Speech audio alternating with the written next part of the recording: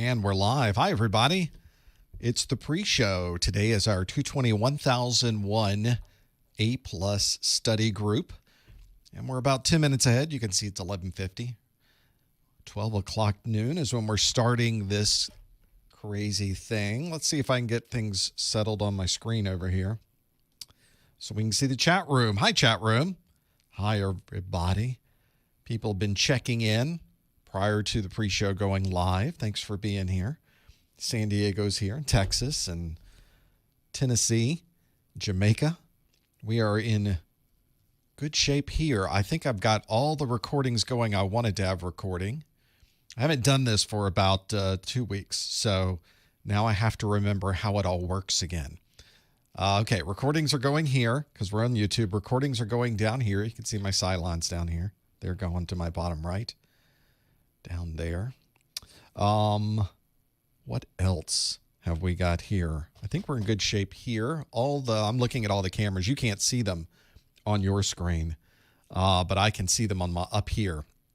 There's actually, you kind of see a television. There's a big TV that's up here. It's actually over on the other side of the room there. But it has all of my cameras on it so I can see what's going on. So all those look pretty good from that perspective. We've got all A-plus Q&A today. So we will definitely be going through, well, actually, to be more specific, 220-1001 A-plus Q&A. So that's how it is. There's Baltimore and North Miami Beach. Maybe you guys have recovered from the weekend. That was a busy weekend in Miami. Houston, Texas is here. South Carolina, or a South Carolinian in Beijing. That's a big commute, Johnny. Boston is here. Georgia, Macau, North Carolina, Ghana. Lots of folks checking in. Stuart, Florida. We don't get enough people checking in from Stuart, Florida. We need more Two-Egg. Anybody from Two-Egg? Orlando's here. Frostburg State. Now, is that a thing?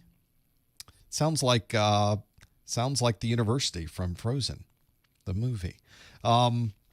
Port numbers, protocols, I agree. They are challenging. Fort Worth, Columbia, South Carolina. Lubbock, Texas. A lot of Texas checking in. A lot of the South checking in. We've got Louisiana and Bristol, UK, not Bristol, Florida. Getting close to Two-Egg if it was Bristol, Florida. Clarksville, Tennessee. Michigan, Nolens, Miami. Doral. A lot of South Florida checking in, too. How about that? There's Calgary. Welcome, Canada. Now I can let Mrs. Professor Messer know that Canada is here. We've got plenty of Q&A today. I've really tried to focus on getting 220-1001 content today. This is a little odd month for study groups because I've got 2 this week. I skip a week, and then I've got 2 the next week, which normally I don't do. Normally I do generally 1 a week. A-plus is a little different. I try to get them both done in the same week. But it's got some scheduling conflicts I have to work around. So make sure you check the calendar if you're interested in joining the Security Plus study group for this month. I think I moved it from when I told you it would be last month. One of those things. There's Lansing and Bronx, New York, Maryland, Show Low, Arizona. Welcome. The Twin Cities are here. How's the weather in the Twin Cities today? Because I had the door open prior to the study group. It was nice out. There's Hotlanta. North Miami Beach, welcome. This is Richmond, Virginia, Missouri. Johannesburg, South Africa. Thank you for joining us. Lots going on. Lots. Waldorf, Maryland. A lot of Maryland, too. So a good chunk of folks from all over the place. What do we got going on here? Anything I need to know about? No. So, and there was another question. Do I have a video or text about the hardware and software I use to make my YouTube videos? Yes, professormesser.com/studio. I need to put that link on the main page. I keep saying I'm going to do that. But that's where all my the cameras, the switching equipment, the recording equipment, the software. Frostburg is in Maryland. Did not know that. Or is Frostburg, Maryland? Or have all these questions now. Let's see if we can get our, now that we got a 5-minute warning just came up on my screen. I need to make sure that some of this stuff's going to work. Details. Green light's good. So it looks like that is going to work just fine. There we go. Cameras are looking good. Let's see if I can check on the preview side. All those look good too. Okay. Very nice. Yes, everyone is just waking up on the West Coast. It's kind of why I do it now, so I can get West Coast of the U.S., and then it's not miserably late on the Europe side of things. It's late, certainly, but I try to get at least everybody's awake, put it that way. My aux display is driving me crazy. We have this problem every time, don't we? So we'll have to figure out what is going on there. Oh, that's going to bother me the whole time. We're going to just deal with it. We're going to deal with it, people. We will figure it out because we got plenty of recordings going. I think I'm just going to have to replace a cable. I'm hoping it's a cable. Some type of loose connection. We will figure it out. It always works perfectly until I go live. Maybe it's a heat thing. Regardless, it needs to be resolved. I think I can just bend the pin and get a little bit better connection. I think I'll be fine. I just need to do that to make it happen. Let's see what else we have going on today. In the first hour, by the way, I'm asking you the questions if you've ever been here and done this before. In the second half, I open up the phone lines. You can ask me questions. I don't know that I'll answer all the questions, but I will certainly take your questions in the second half. So we'll do that too. Hello, New York. Orange County, California is there. There's San Diego again. Kansas City, Mo. KC Mo checking in. Central Florida, welcome. Vienna. I'm assuming it's the one that is in Europe. I have been to Vienna, which was awesome. There's Ottawa. I've been to Ottawa. There's Maryland. I've been to Maryland. There's Ireland. I have not been to Ireland. Fairfax, Virginia. Colorado, welcome. Welcome. Get settled.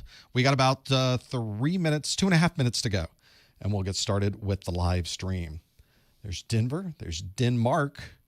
Denver and Denmark, two different places. Monticello, Minnesota, which is different than Monticello, Florida, which is different than Monticello in Virginia. Hello, Greenville, North Carolina. Wyoming. Wyoming should like the main screen today. There's the main slide today for the study group. We got Pennsylvania, got Newark, Orlando again. Hello, Vegas and Nepal and Langley and the Bahamas. Everybody's checking in today. We've got a minute and a half. We'll get started. Wonder if we're looking through this. I was trying to get things started because I go another couple of weeks after the last study group of the month. There's a couple of weeks. I get a bye week. I get an off week, or I can go a week without doing a live stream. And so when I sit back down, I have to remember where does all this stuff connect again? Where are all the buttons? So it's almost like riding a bicycle. You're pushing things, and you're pretty sure that's how you're supposed to be doing it. It's one of those types of situations. So we'll get started here in about a minute. No, this is not the live. This is not the actual live stream. This is the pre-show. So this would be a very boring live stream if this was all it was. Here I am already apologizing. Or maybe just wait until the actual live stream starts, and then we can decide if it's boring or not. Then I can apologize. We'll see. It's usually not too boring. Usually there's some pretty good things going on, especially in the second hour. We'll figure out the details. Get all that going. Hello, New York. Hello, UK. Hello, Gaithersburg. Hello, Phoenix. DeLonga is here. Welcome. I wonder if I've got, I think I'd have enough room on my, I was thinking about the storage drives I have down here, 4 terabyte SSDs. That's what I usually record to when this is going on. I was just thinking in my mind, do I have enough space on those? I think I do. We're about to find out, though. because it's time to start the show. Here we go, everybody. Hello, everyone. Welcome to the February 2020 Professor Messer 220-1001 A+ study group. This is the study group where in the first hour, I ask you questions from the A+ exam. And in the second hour, we turn it around and you ask me questions. We'll open up the phone lines. My name's James Messer. I'll be your host for this first and second hour of A+ today. This first hour will certainly be A+. In the second hour, I just open up the phone lines. You can really ask anything you'd like. It doesn't have to be about A+. Sometimes we get questions about career. Sometimes we get questions about the weather or gaming or anything else. But the important thing is that you're able to ask me questions. I'll tell you how to do all of those as we get into the study group in just a moment. The way that you will participate today is you will pop open a new browser window, or you can use an app on your mobile device called the Socrative Student app. That's the one you want. There's a couple of Socrative apps out there. You want the one for students because you are the student. There's a Socrative teacher app. That's the one for me. Or you can pop open a new browser window and simply go to professormesser.com/QA. PROFESSORMESSER.com/QA. And that will get you to a question that's waiting for you right now. As a matter of fact, it's a question that was put up last month. So maybe you remember this question. You'll be able to see the question if you're able to go to that link. The question asks, which of these can be connected without any particular port orientation? And your possible answers are RJ45, RS232, HDMI, USB-C, and DisplayPort. So hopefully you're able to get in and see those. Lock in your answer. In the meantime, I'll let you know that we're able to do these study groups thanks to your ongoing support.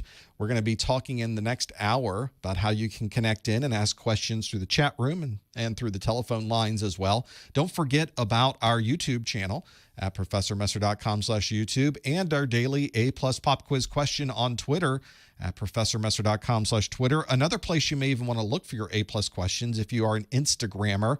I started putting them on Instagram, so you can find those at professormesser.com/Instagram, which are kind of fun. They're in the Instagram carousel. So you'll see the question, then you can slide to the left and see what the answer is, which is kind of fun. So you may want to try that out.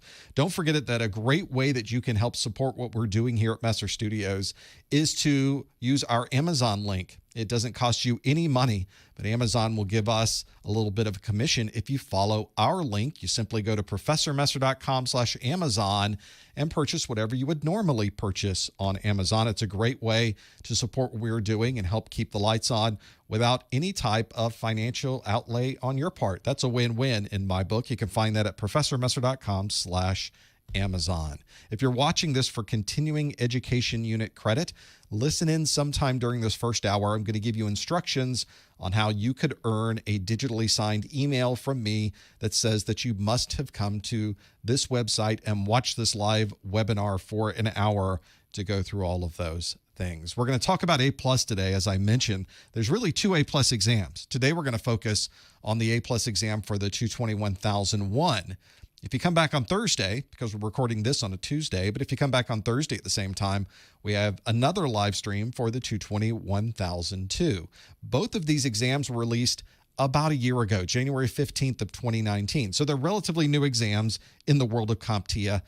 CompTIA usually keeps these exams around for about 3 to 3.5 years. So you've got plenty of time to study if you're here in February of 2020 to work through these A+ exams. The two A+ exams have different grading scales associated with them. Well, I guess it's the same scale, but a different score that you would need to get to pass these exams. The scale is between 100 and 900. On the 220-1001, you need to pass with a 675. The 1002, a little bit harder. You need to earn a 700 to pass that exam. If you were somebody who was studying for the previous version of these exams, those would be the 900 series, there's quite a bit that's changed. About 20% of the content is brand new. So don't use older materials to study. Make sure you're studying from materials that specifically are written for the 220-1000 series. If you're trying to figure out what are the differences between these two, I have a link that highlights those differences at professormesser.com/objectives.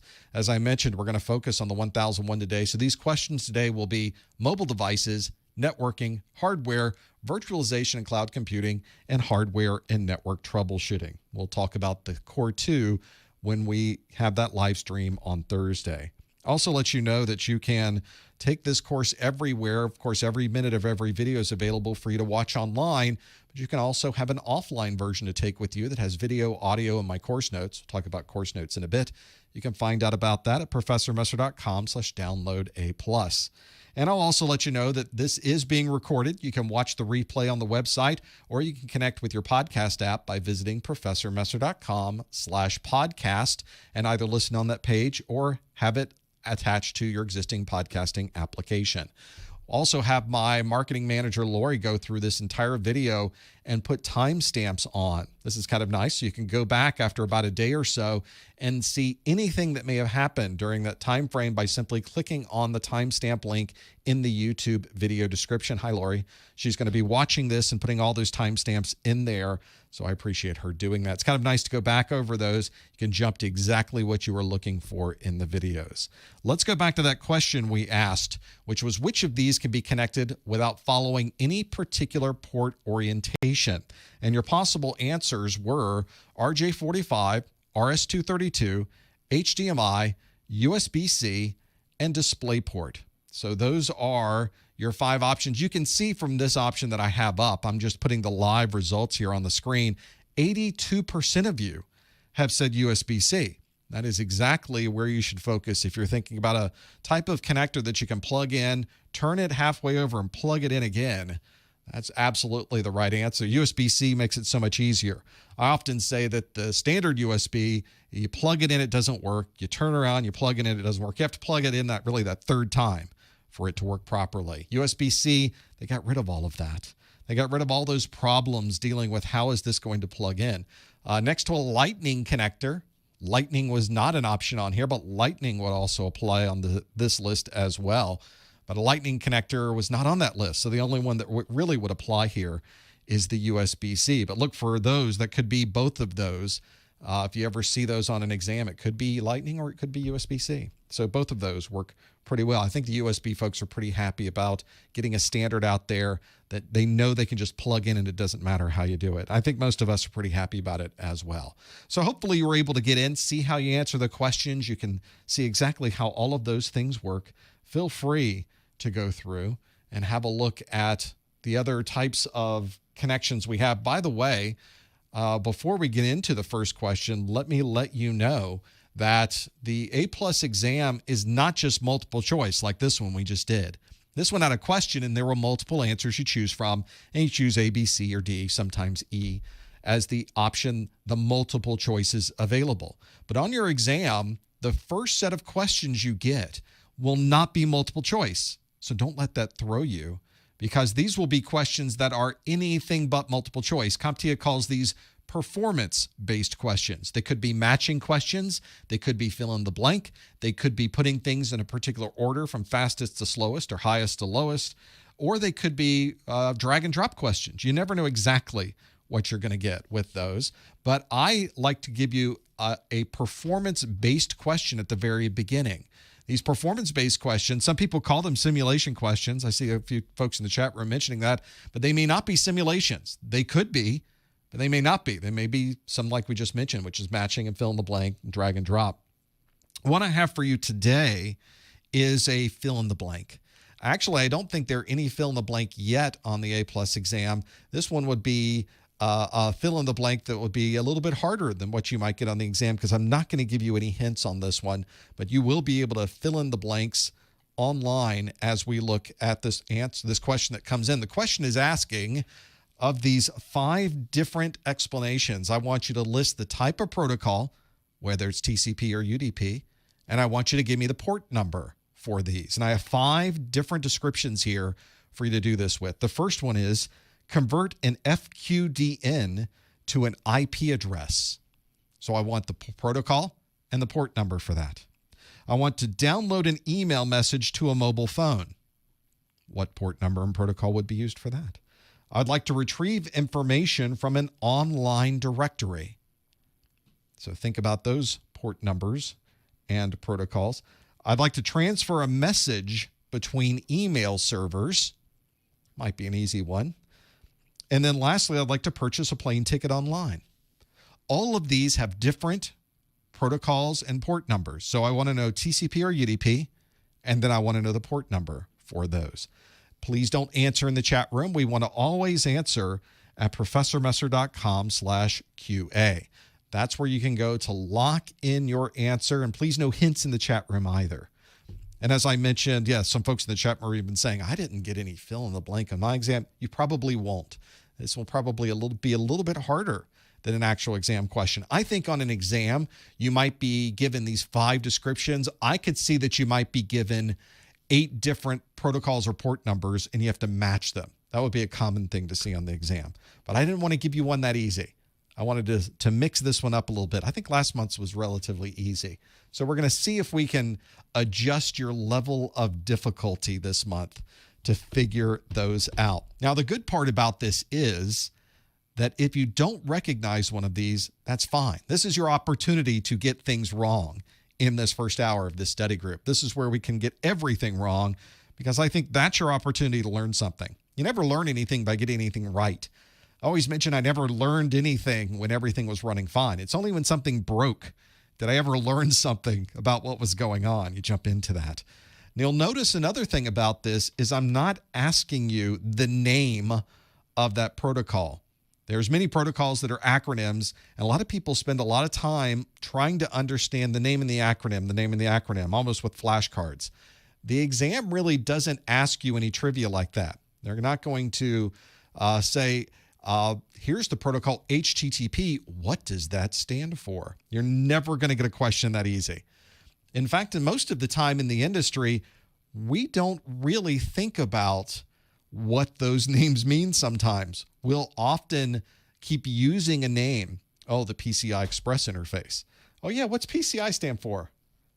Let me think about that. I'm not sure. We have almost in the back of our minds, we know that it's peripheral connection interface, something like that. So we almost forget. But we know what PCI is. We just never tend to use the name when we start working through what those happen to be. And we get them wrong all the time anyway, so why don't we just use the abbreviation for all of these?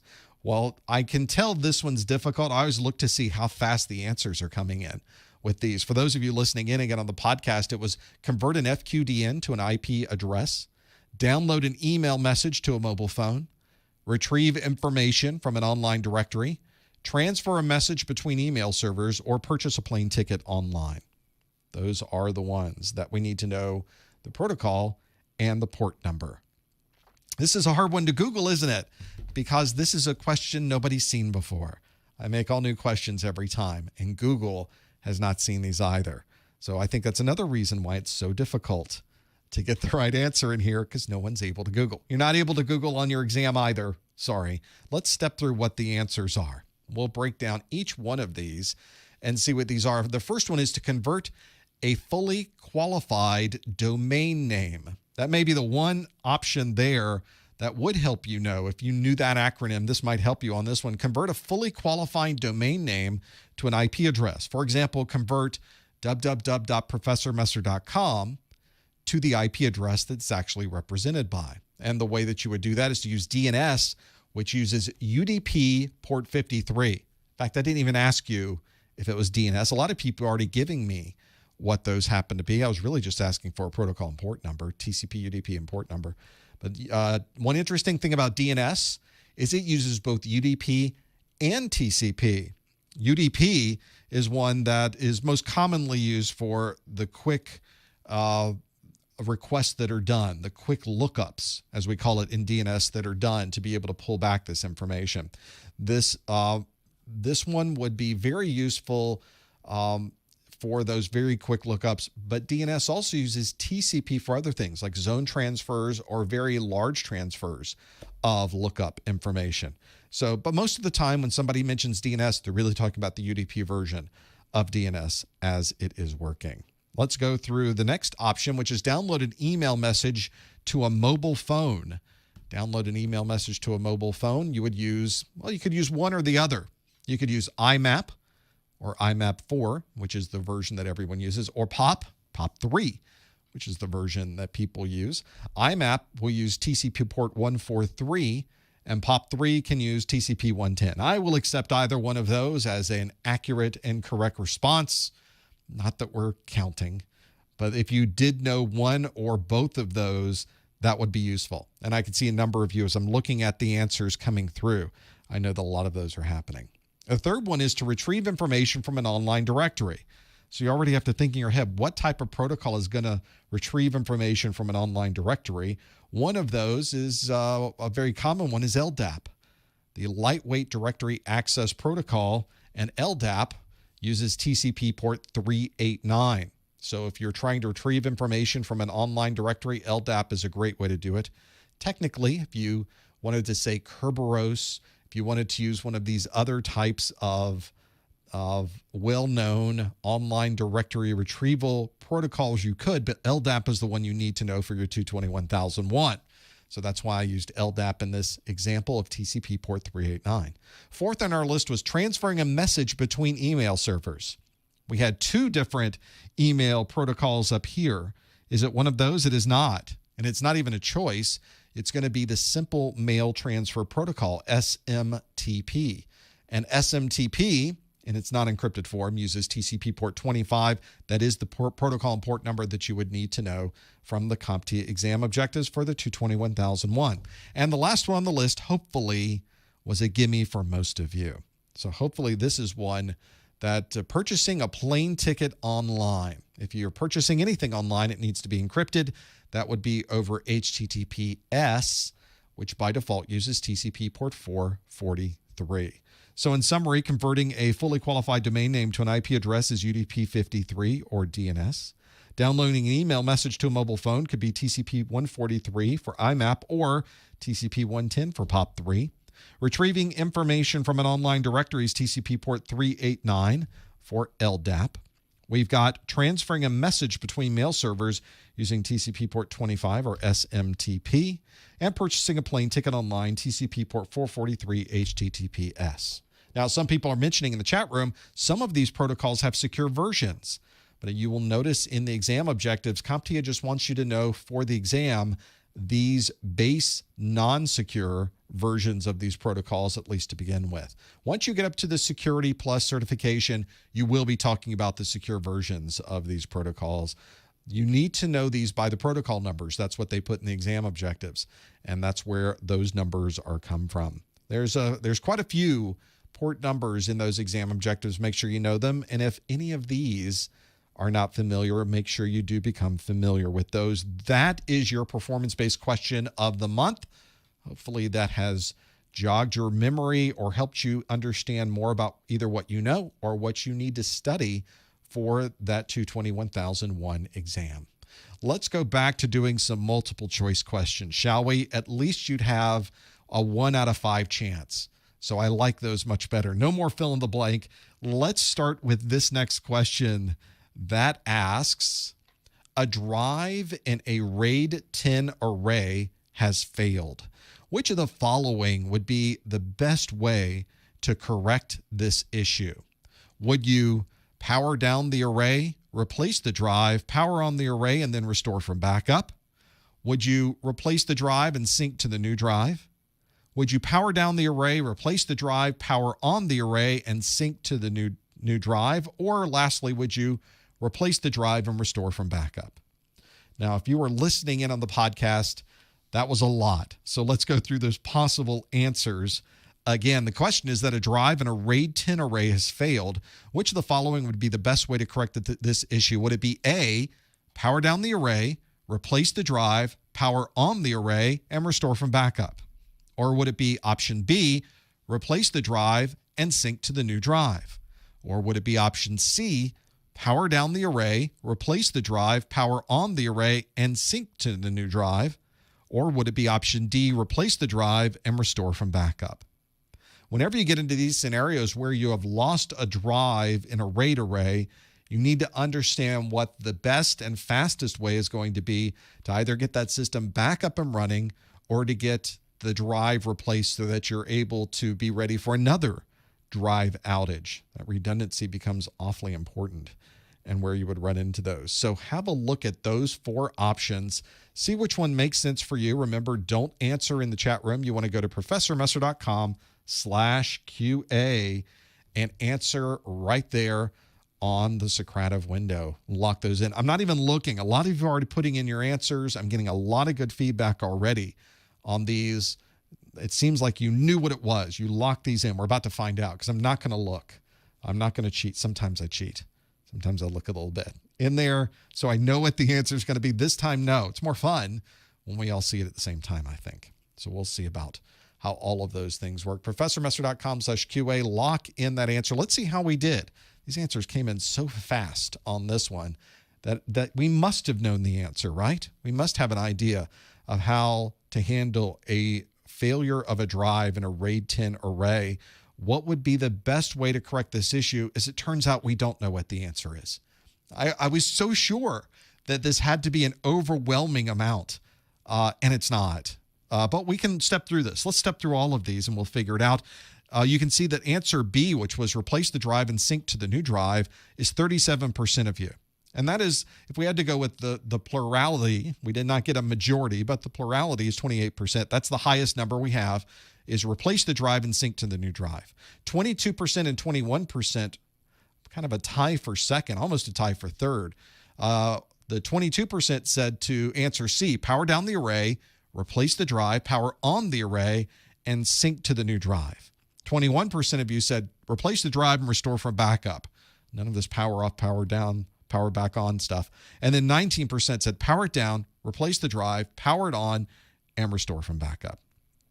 So one of the things that you can automatically think about with RAID, and one of the great benefits of the type of drives that we use these days, referring specifically to SATA drives, is they're hot swappable, which means that you are usually in a RAID array. All of the drives are accessible from the outside, and you can simply unplug the drive while everything is running from that RAID array, and you can put a new drive in as everything is powered on, which is fantastic.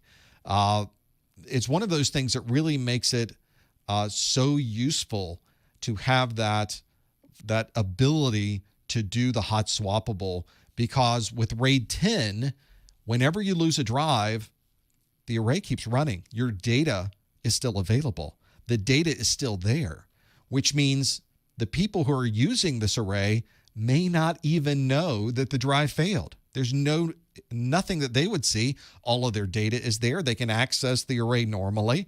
Everything looks exactly the way it did yesterday. They can read files. They can write files. Everything works exactly the way you would expect.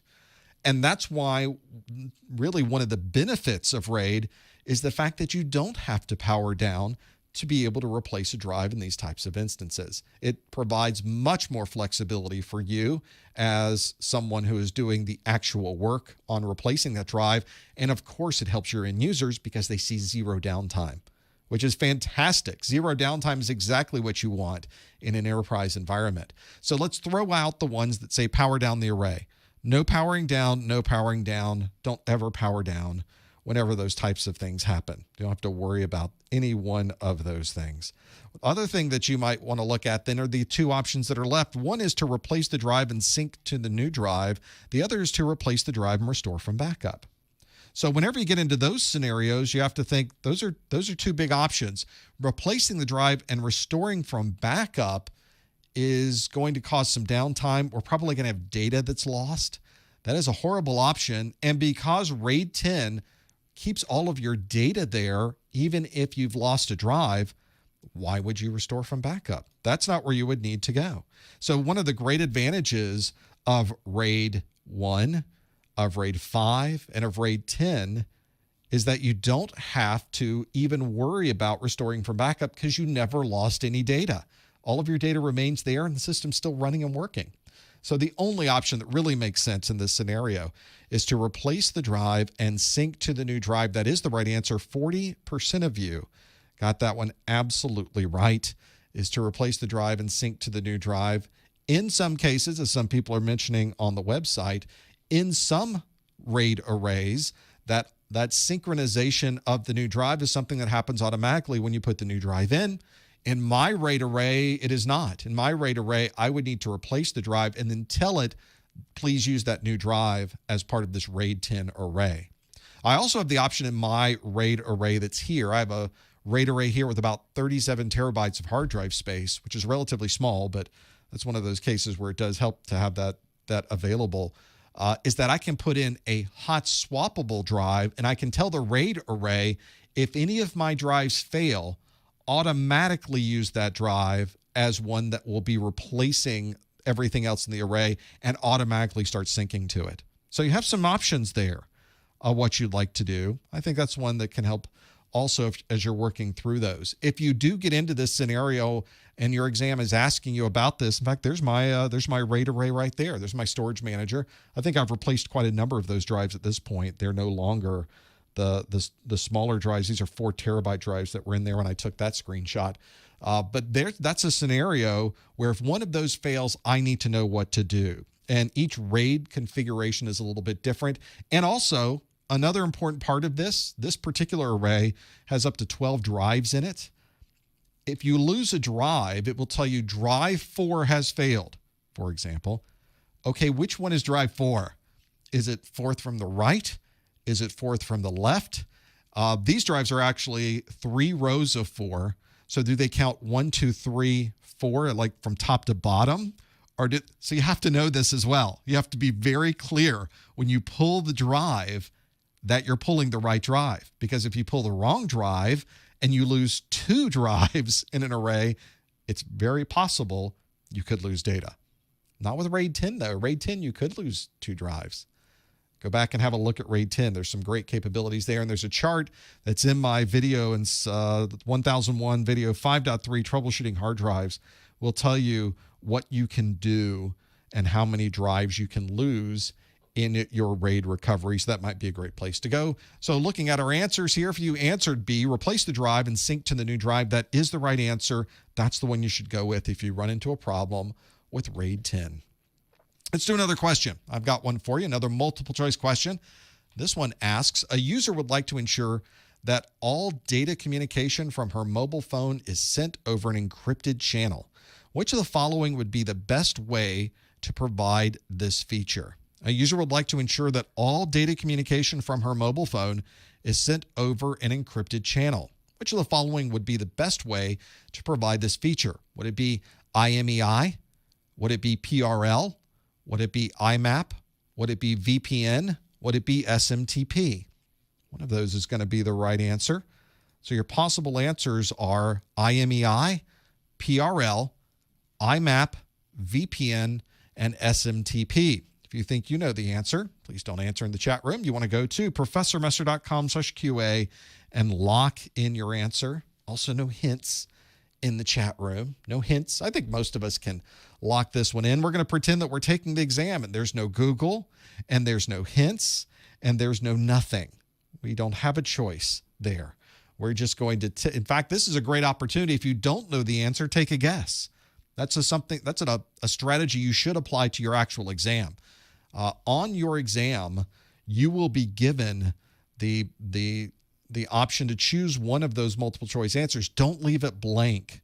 If anything, we know that one of the things that you get credit for is if you get an answer right. What we found is you don't have points taken away for getting an answer wrong. You're not penalized for guessing.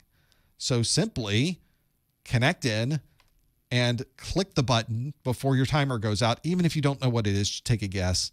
If it's out of 4 options, you have a 25% chance, right, of getting that one right. So do that on your exam as well. Just take a guess if you don't happen to know what these are. Let's see how we did with this one. A user would like to ensure all data communications from her mobile phone sent over an encrypted channel. Which of the following would be the best way to provide this feature? Which one would be the best way to provide this feature? How'd we do on this one? Well, now we got a majority with this one. 75% of you say VPN is the right answer. This seems pretty strong. All of the other answers, single digits. So IMEI, 7%. IMAP, 7%. SMTP, 9%. PRL, 2%. We seem pretty strong that VPN would be the right answer for something like this. Did you even know you could do VPN from a mobile phone? You absolutely can. It's built into your mobile phone software. And of course, there's lots of other software that you can load on your mobile phone from your favorite app store that would provide VPN functionality as well. A lot of the major VPN companies out there provide a mobile phone version of their client. So you can turn it on, and then everything back and forth to your phone is going to be available so that you can run a virtual private network using your mobile phone, just as you would use a VPN from a laptop, from a tablet, from any other computer. That's a great way to do it. And because of that, I'd like to talk to you about VPN providers. No, I don't. I think we've all seen too many of those videos, right? So that's where VPN would be right. VPN, 77% of you said VPN. Do I recommend a VPN provider? I don't. I don't care who you use, whatever. We can all fight about who the best VPN provider is. I'm not at that point yet. I will ultimately, I am dying to sell out. I am hoping someday to sell all of this out. And when that happens, you'll be getting plenty of VPN commercials. Until then, let's not do that. I think it'd be better. Why would I do that when I can tell you about my own products? How's that for a segue? I'll sell out to myself. These are things I think can help you, though. A lot of people see my videos and see there's 100 plus videos for the A+ exam. And there's a lot of content from every single one of these videos.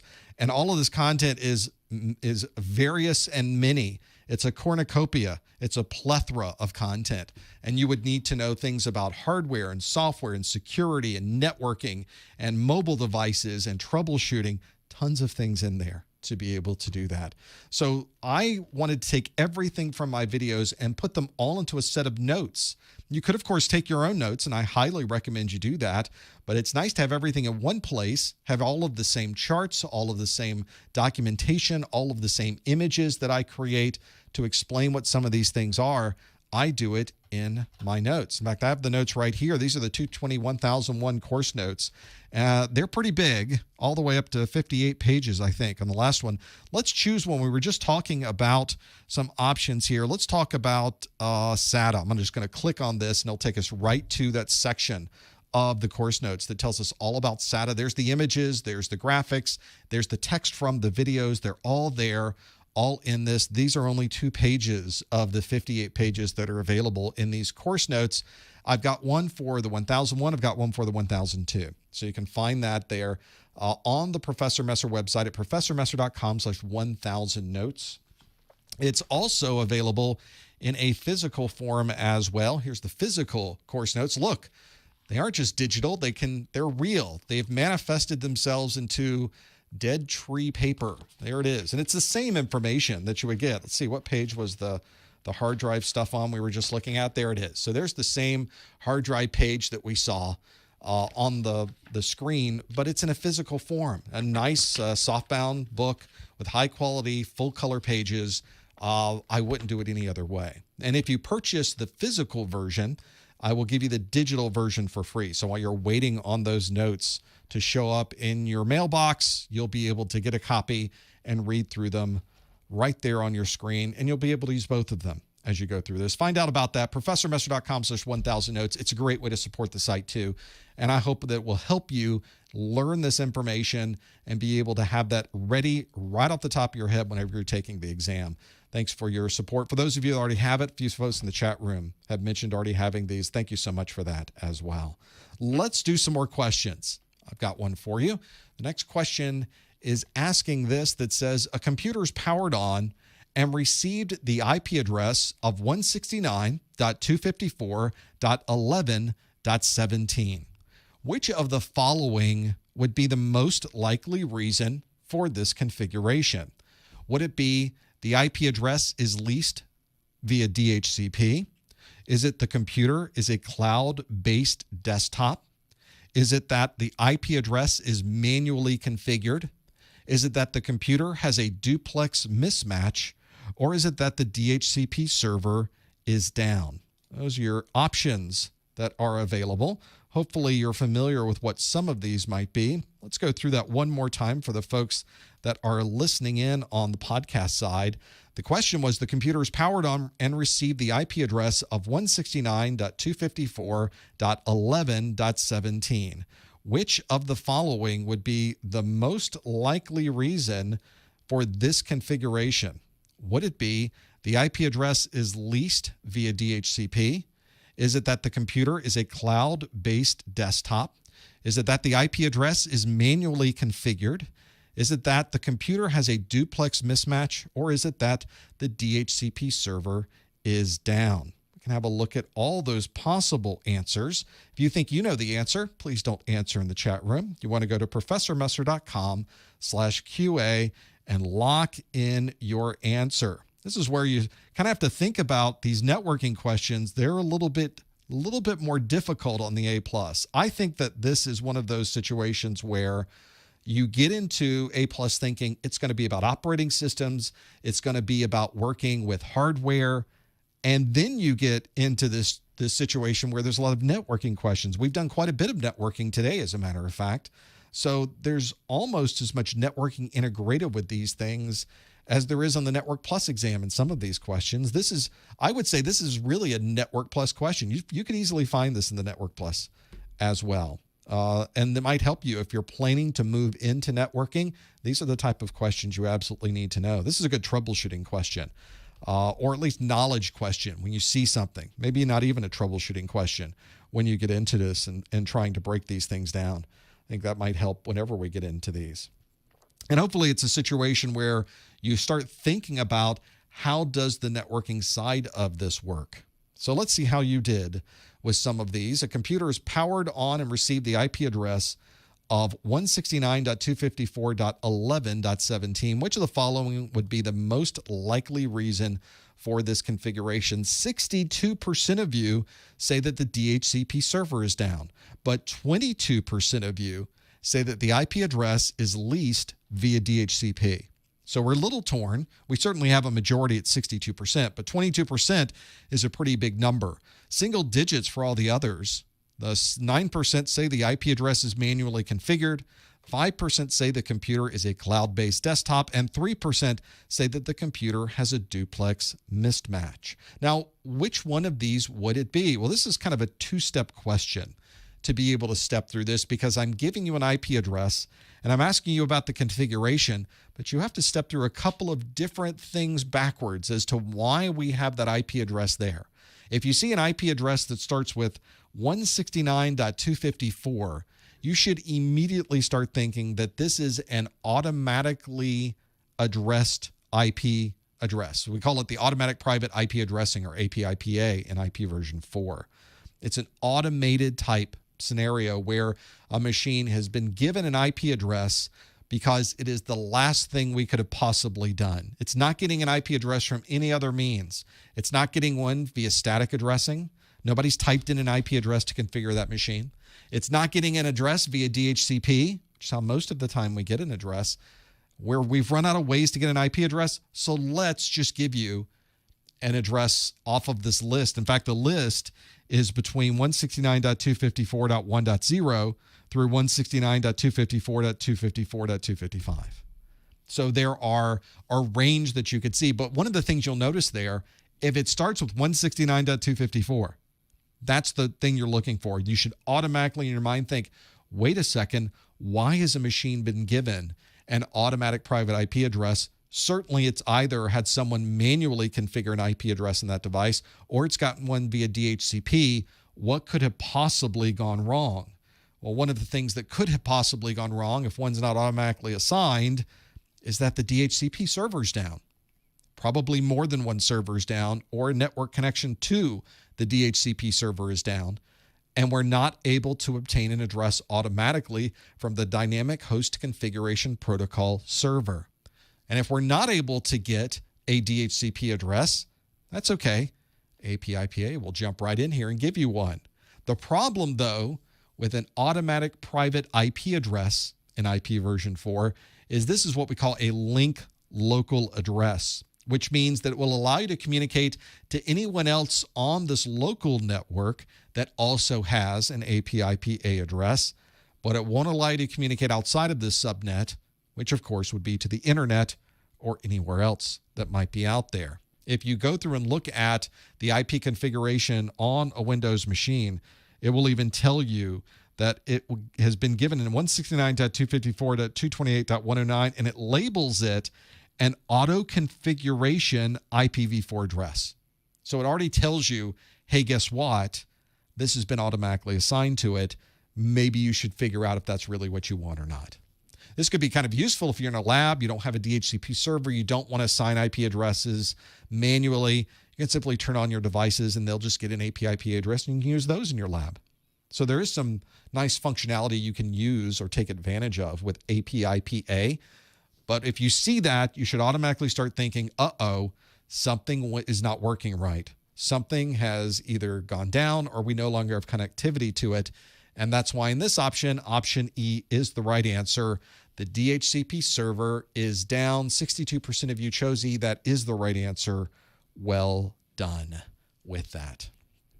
Well, if you're someone who is watching this study group for continuing education unit credit, then one of the things that you need to do is what you need to do, not one of the things, but the thing you would want to do is follow these instructions, because the instructions are part of the process for you to obtain the continuing education unit email from me. Here's the process you want to follow. Go to the top or the bottom of the Professor Messer website. There's a Contact Us link right at the bottom. On that Contact Us link, make sure you click on that. It's going to give you a form. Put in your name, put in your email address, and in the subject line, please say that this is the February 2020 A+ study group. And if you could put into the body of that message on a single line, put the word, we'll do API/PA, not really a word as much as an acronym. Put the acronym API/PA on its own line so that's easy for me to see with my eyes, please. And then you can put anything else you'd like in there as well. These all come directly to me. If you want to write a note, if you want to say something, I like to get your messages. I'm not able to respond to all of them, but I do read through every single one of those that you send, just so you're aware. And then in about a week, sometimes 2 weeks, I'm able to turn those around and get the digitally signed email back to you. If you're in a time crunch, let me know. I can turn those around pretty quickly for you in that scenario. Our super secret code word of the month, API/PA. And that means you'll be able to check in and get that email from me. So you must have watched when because you knew the name, you knew the number, you knew the process. If you don't follow the process, even if you get the super secret code word right, you don't get credit. You have to follow that process. Pretty important. Let's do another question. I've got more here. This question asks, a user is complaining that the reset button on the front of their computer isn't working and the hard drive access lights are no longer operating. Which of the following would be the most likely reason for these issues? Would it be that the features are administratively locked? Would it be that the button and lights are not connected to the motherboard? Would it be that the Windows registry is corrupted? Would it be that the BIOS requires an upgrade? Or would it be that the power supply is faulty? So a user is complaining the reset button on the front of their computer isn't working and the hard drive access lights are no longer operating. Which of the following would be the most likely reason for these issues? Would it be that the features are administratively locked? Would it be that the button and lights are not connected to the motherboard? Would it be that the Windows registry is corrupted? Would it be that the BIOS requires an upgrade? Or would it be that the power supply is faulty? If you know the answer, you can lock it in at professormesser.com/QA. Put your answer in. Please, no answers in the chat room. This is one of those you do have to be here and be here when we are live to be able to use that QA link. Some folks have sent me emails saying, I'm sitting here at professormesser.com/QA, except it's on a Saturday afternoon, and nothing's happening. Yep, you're going to have to follow along with the video in that case because you have to be here live. If you're wondering when the next live event is going to be, you can go to professormesser.com/calendar or click the calendar link at the top of my website, and you'll be able to know exactly how that's working. So a lot of you you're in the chat room, some folks are trying to stipulate things that go beyond the scope of the question. And this is something that we always do in the exam. You're already thinking about things that weren't even mentioned as part of the question. This is one where you would also be in a situation where you think you know the answer without seeing the possible answers, But then you look through these answers and think, but wait, I can think of other reasons why this would be happening. But you weren't given other reasons. The question specifically asks, which of the following would be the most likely reason for these issues? So you only have a subset of things it could possibly be. This should make things simpler for you.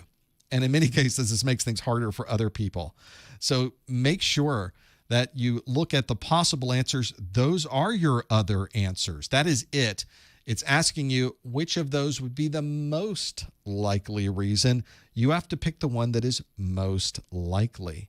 So that may be one that you think you may look at the answer, you may think you know the answer, and you're looking at this and going, well, that's not something you would commonly see. That wasn't the question. The question said, of these 5 things, which one of these things is the most likely? So you do have to step through each one of them and go, I don't think that one is as likely as the other thing is. It's a little bit of a game that's played in the context of that single question, because the question is very cut and dry. You can't really think outside the scope of the question. You weren't given any other information. So you have to really go through and break it down into what you think the most likely thing would be. Let's see what you think the most likely thing would be. We can do that by looking at the possible answers. The user's complaining that the reset button on the front of their computer is not working. Whenever you get into these questions, by the way, make sure you read through them very, very carefully and all the way through. It's very often you'll run into situations like that where you're just not sure what it might be. Let's have a look at what I have on here. How do we do? Well, 53% of you said the button and lights are not connected to the motherboard. 41% of you say the power supply is faulty. So you've got a couple of options. The other 3, by the way, 3, 2, and 1%. Hardly anybody said that the BIOS needs an upgrade. Hardly any of you said the Windows registry is corrupted. And hardly any of you said the features are administratively locked. Now, a lot of you people were asking, how do we even know if this is powered on? Well, you would have to read through the question, because it says a user is complaining that the reset button on the front of their computer isn't working. Well, the only way you would know that the reset button isn't working is if you had something to reset. There would have to be something on the screen, then you're trying to reset it and the reset button isn't working. There's no way to know if the reset button isn't working if the computer's powered off. So that's one of those that you do have to think about how this is going through.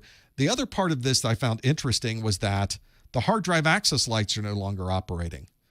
Well, again, we can sort of think that the only way you would know the hard drive access lights weren't operating is if you were accessing the hard drive. That would be the only one to be able to do that. So you do have to look at the scenario and think, how is this particular question, how is the context of this particular question asked whenever you get into these? So we already know that the system is on. We already know that the user is working, but they're trying to reset the system and reset isn't working. They're looking at their hard drive access lights. The lights aren't there. They aren't working there. They're not making the lights that they normally would work. So now we have to decide of those things that are going on, what would it be? Well, 41% of you said the power supply is faulty. There's nothing in this so far that made us think that perhaps we have a bad power supply. The system is working properly. The system is running. The user is trying to reset it. They're using the hard drive, but they aren't able to see the lights flashing. Those are things. I hate it when my hard drive lights are not visible. I like to have that type of access. The only possible thing that is listed on here, the most likely reason for this issue, would be the one that 53% of you chose, which is the button and lights are not connected to the motherboard. They've come off somehow. This is the type of connectors you will find coming from the reset button, coming from the hard drive connections on the motherboard, and connecting to those lights and those buttons that are on the case itself. So you can see, in fact, this particular one has, interestingly enough, the reset switch. There's the actual connector for the reset switch, and there's the hard drive, the HDD LEDs. There's another LED here for the power LED.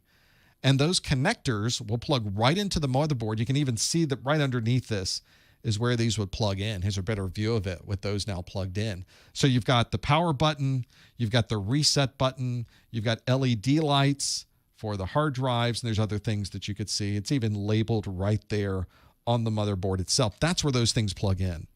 So it becomes very useful. You can look at the motherboard, get your light, have a look down there, see if everything is plugged in properly, follow those wires back to the case. It may have been somebody got into the case, they added some memory, they replaced the hard drive, they changed something, they opened it up so they could push the cards down and make sure they work a little bit better. And when they did it, one of those connectors or two of those connectors came off. Pretty common. Whenever I'm putting and building a computer, I always put them in the wrong place. I'm like, why is this not powering on? When I plugged the power into the hard drive light. That will not work when you do that. And so one of the things that's really nice when you get some of these computers, especially newer ones, is that instead of having all of these on the motherboard, they're in a separate little module, and you can actually look at it outside of the computer, plug everything in, and it's a single connector now that plugs into the motherboard, which is kind of nice too. And so folks in the chat room, yeah, how am I supposed to read that? Well, they made it so that you can read it and plug in a lot better now whenever you run into those. I think that becomes helpful to be able to have that situation too and be able to work through all those pieces. So the two things I think we learned from this one. First, we learned about those cables and where they plug into the motherboard. The other part is reading through the question itself and becoming familiar with what's there. This was not a trick question. It wasn't. It's not a vague question, nor was it intended to be. I think it's very straightforward, and you should be able to break through all of this and at least get a feeling for what is the question asking of you.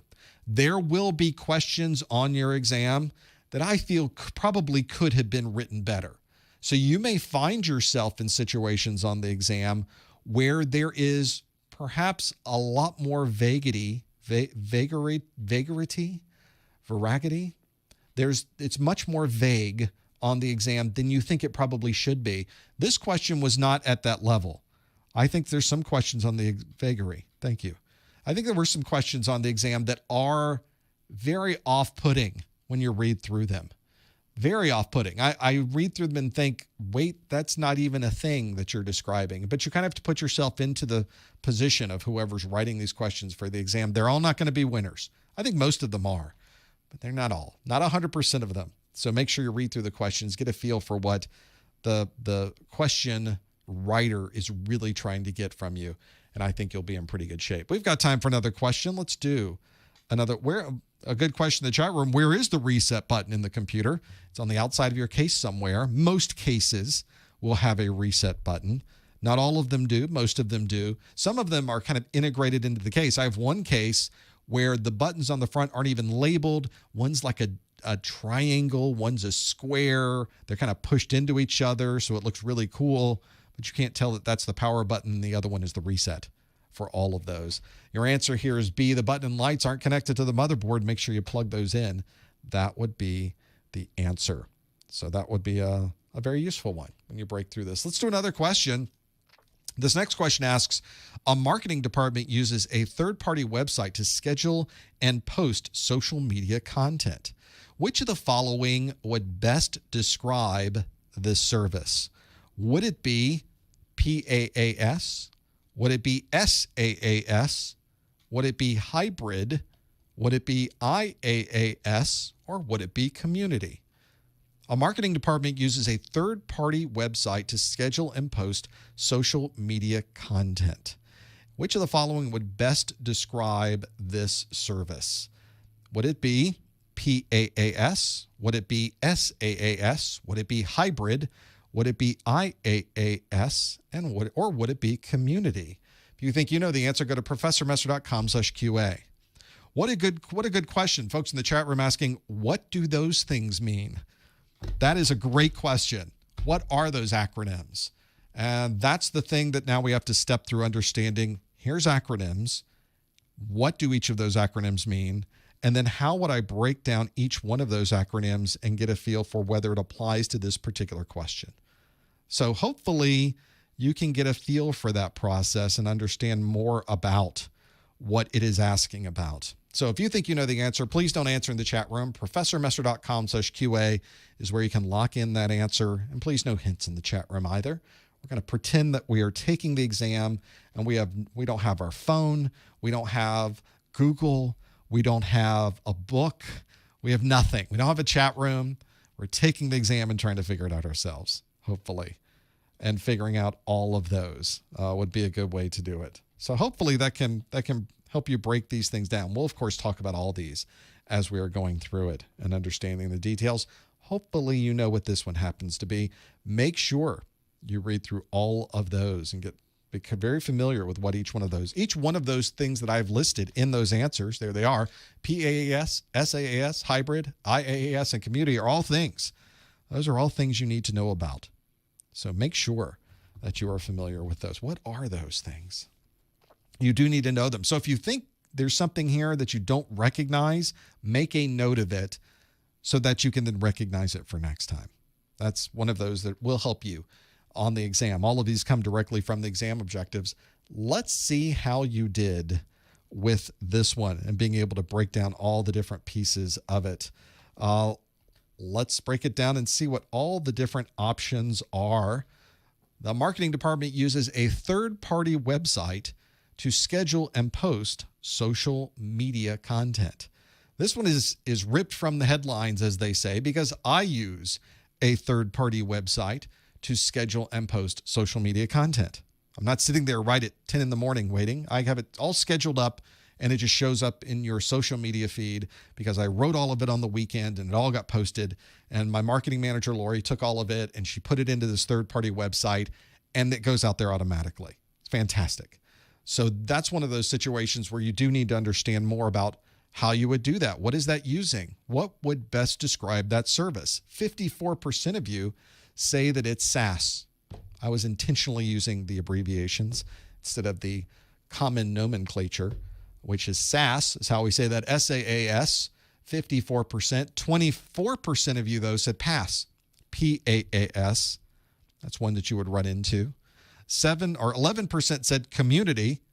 This sounds like a community thing, doesn't it? So that's what a lot of people said. 7% said IaaS, and then 3% say hybrid.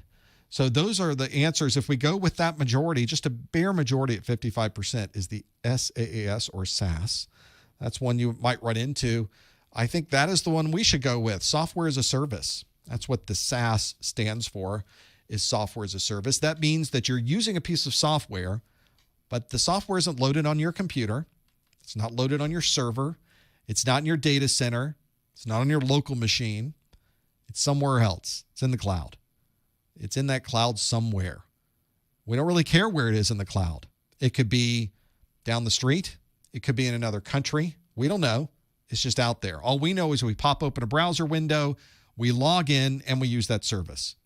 That also means that if there's an upgrade to the service, you're not the one doing the upgrade. If somebody needs to back up the data on the service, you're not the one doing the backup. You're having to maintain the hardware this runs on. You're not the one maintaining it. It is clearly software as a service. You do nothing but connect into that service and use it. So if you're using a third-party website to schedule social media posts, software as a service. I don't know where those posts are being stored. I do. I happen to know where those companies have their data centers, but it doesn't matter. Some of the services I use are in Australia. Some of the services I use are in New York. Some of the services I use are in California and elsewhere. Software as a service. I don't really care as long as it works and I connect to it from my browser. Does it really matter anymore where that is? So that's pretty useful. If you're using Google Mail, if you're using Yahoo Mail, if you're using Hotmail, using Outlook, you're using software as a service because it's not installed on your machine. The servers are somewhere else and you don't have to worry about it. Fantastic to have that there. That would be the right answer here. 55% of you chose software as a service. That is the right answer for this particular scenario. 24% of you said platform as a service or PaaS. Platform as a service. Platform as a service is a very specific kind of cloud-based offering where you still don't have servers at your facility. You're not installing the software at your facility. It's still somewhere else.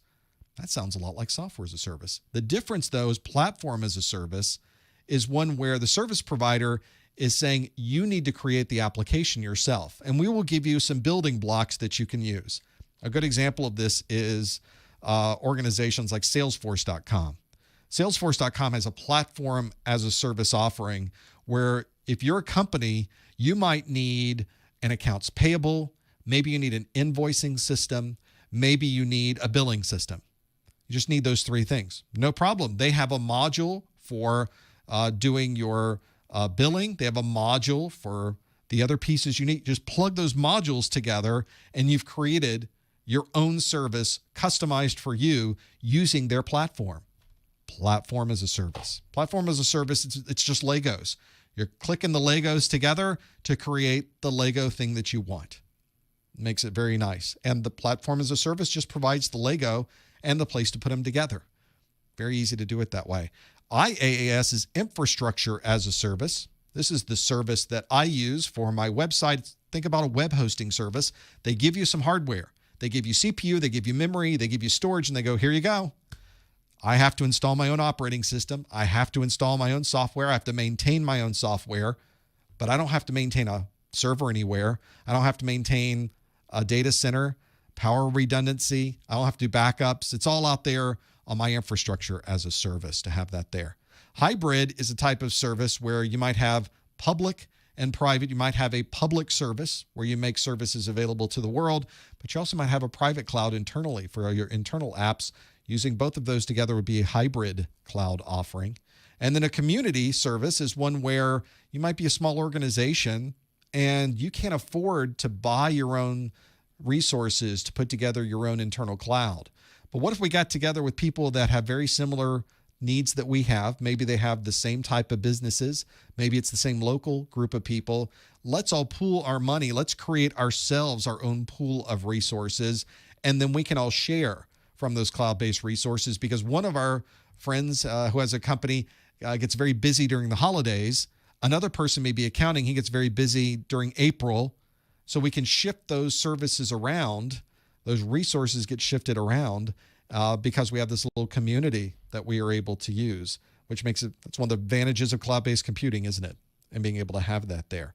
So you've got a lot of different options here. The one, though, that best describes this service, where there's a third-party website, you connect to the website, you schedule and post your social media, that is clearly software as a service. If you answered B, 55% of you got software as a service. Absolutely correct. Got it all ready to go with that one.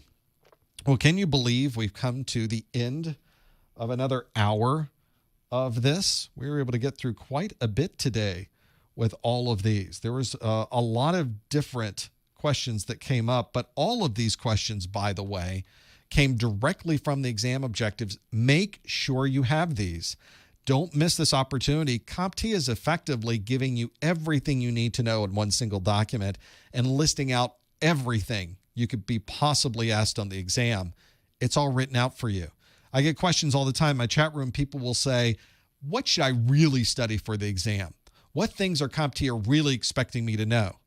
Well, guess what? They've already written it down for you. It's all in the CompTIA exam objectives. You can download them. I have a link at professormesser.com/objectives that will take you right there.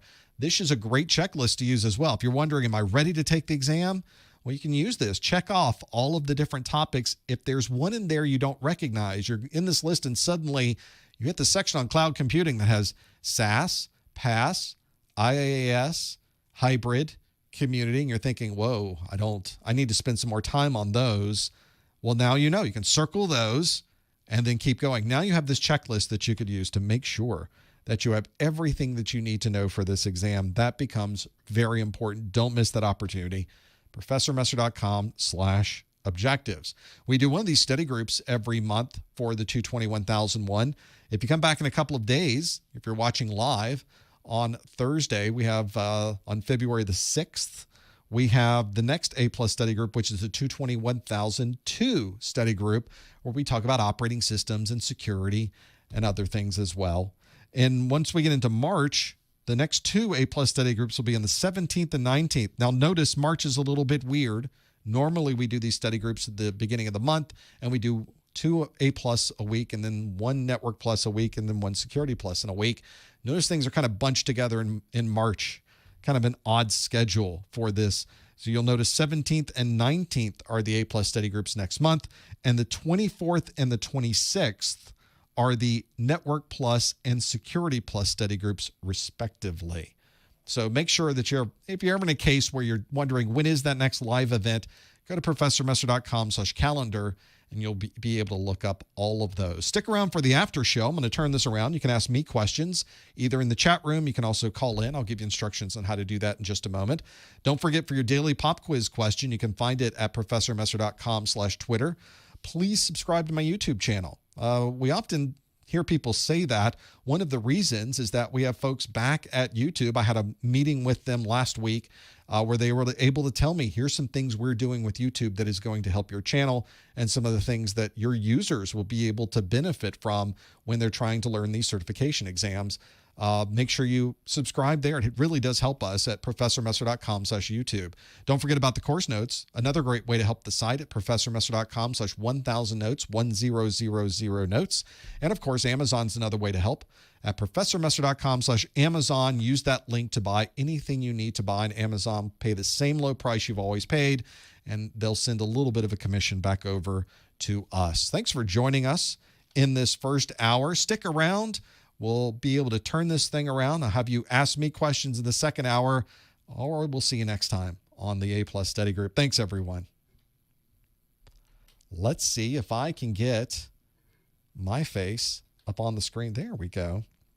Did you miss the CEU? You sure did. You just missed it.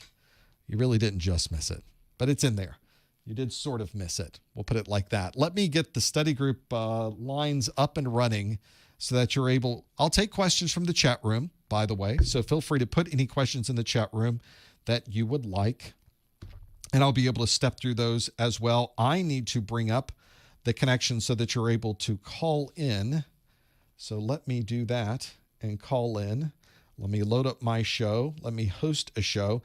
My call-in system is a cloud-based service, so I literally have to dial into my cloud-based service so that you could call into my cloud-based service, oddly enough.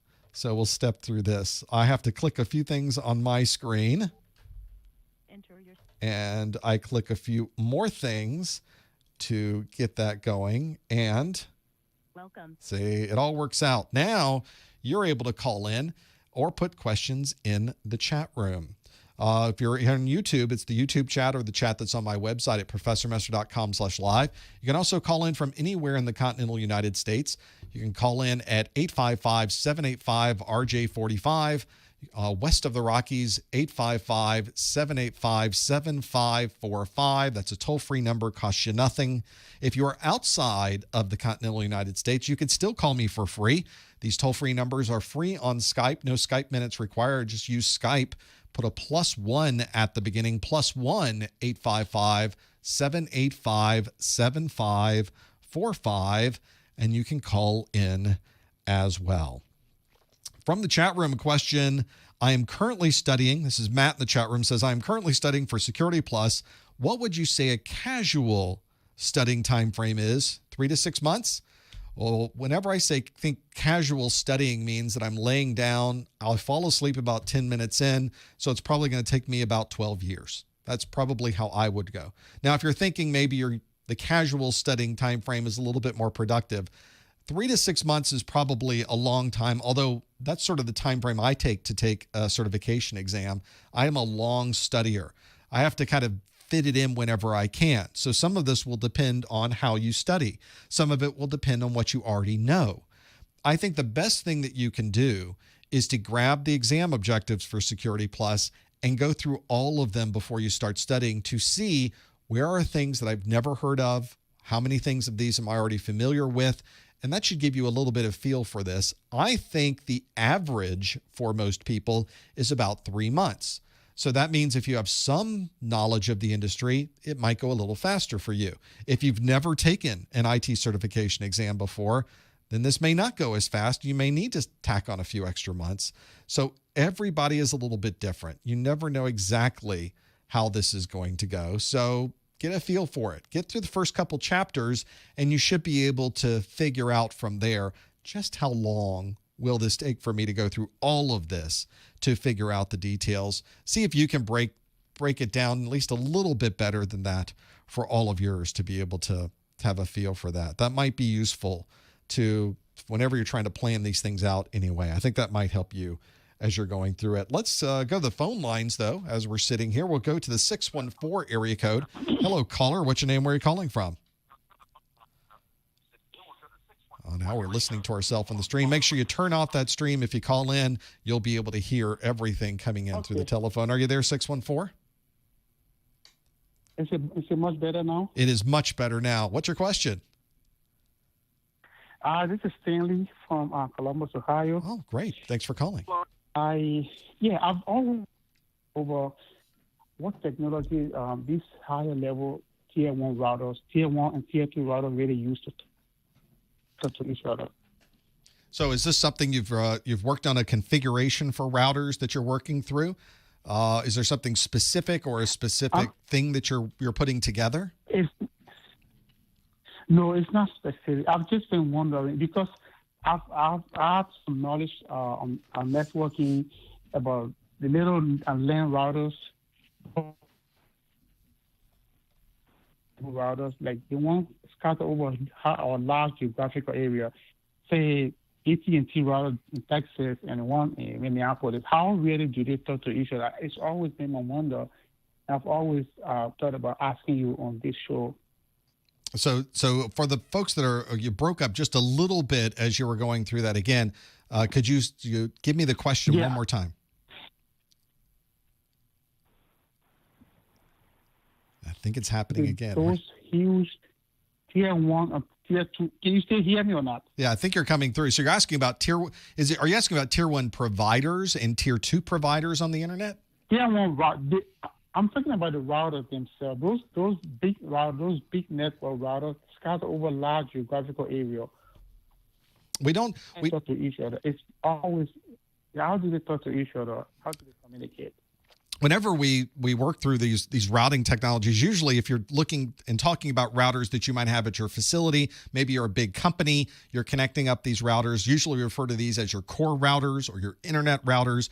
You might have access routers that are inside of your network. We don't often refer to them as tier 1 or tier 2. Whenever you refer to something as a tier 1 or tier 2, usually you're talking about internet providers, and there's different tiers of internet connectivity. Tier 1 provider would be a provider in the core of the internet, and tier 2 would be on the outside of that. Whenever you get into those, though, you start to find that that the core routers that people use in their networks are usually the ones on the inside. They're usually very large. They usually support many different interfaces, and things like internet routers or access routers would be smaller routers that might be at a remote site, for example.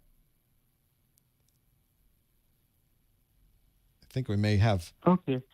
I think my question was actually those big routers, like say the one used by AT&T, and in the corporate offices. How do they connect? What kind of protocol do they use? What kind of protocol do they use to talk? How do they really talk to each other?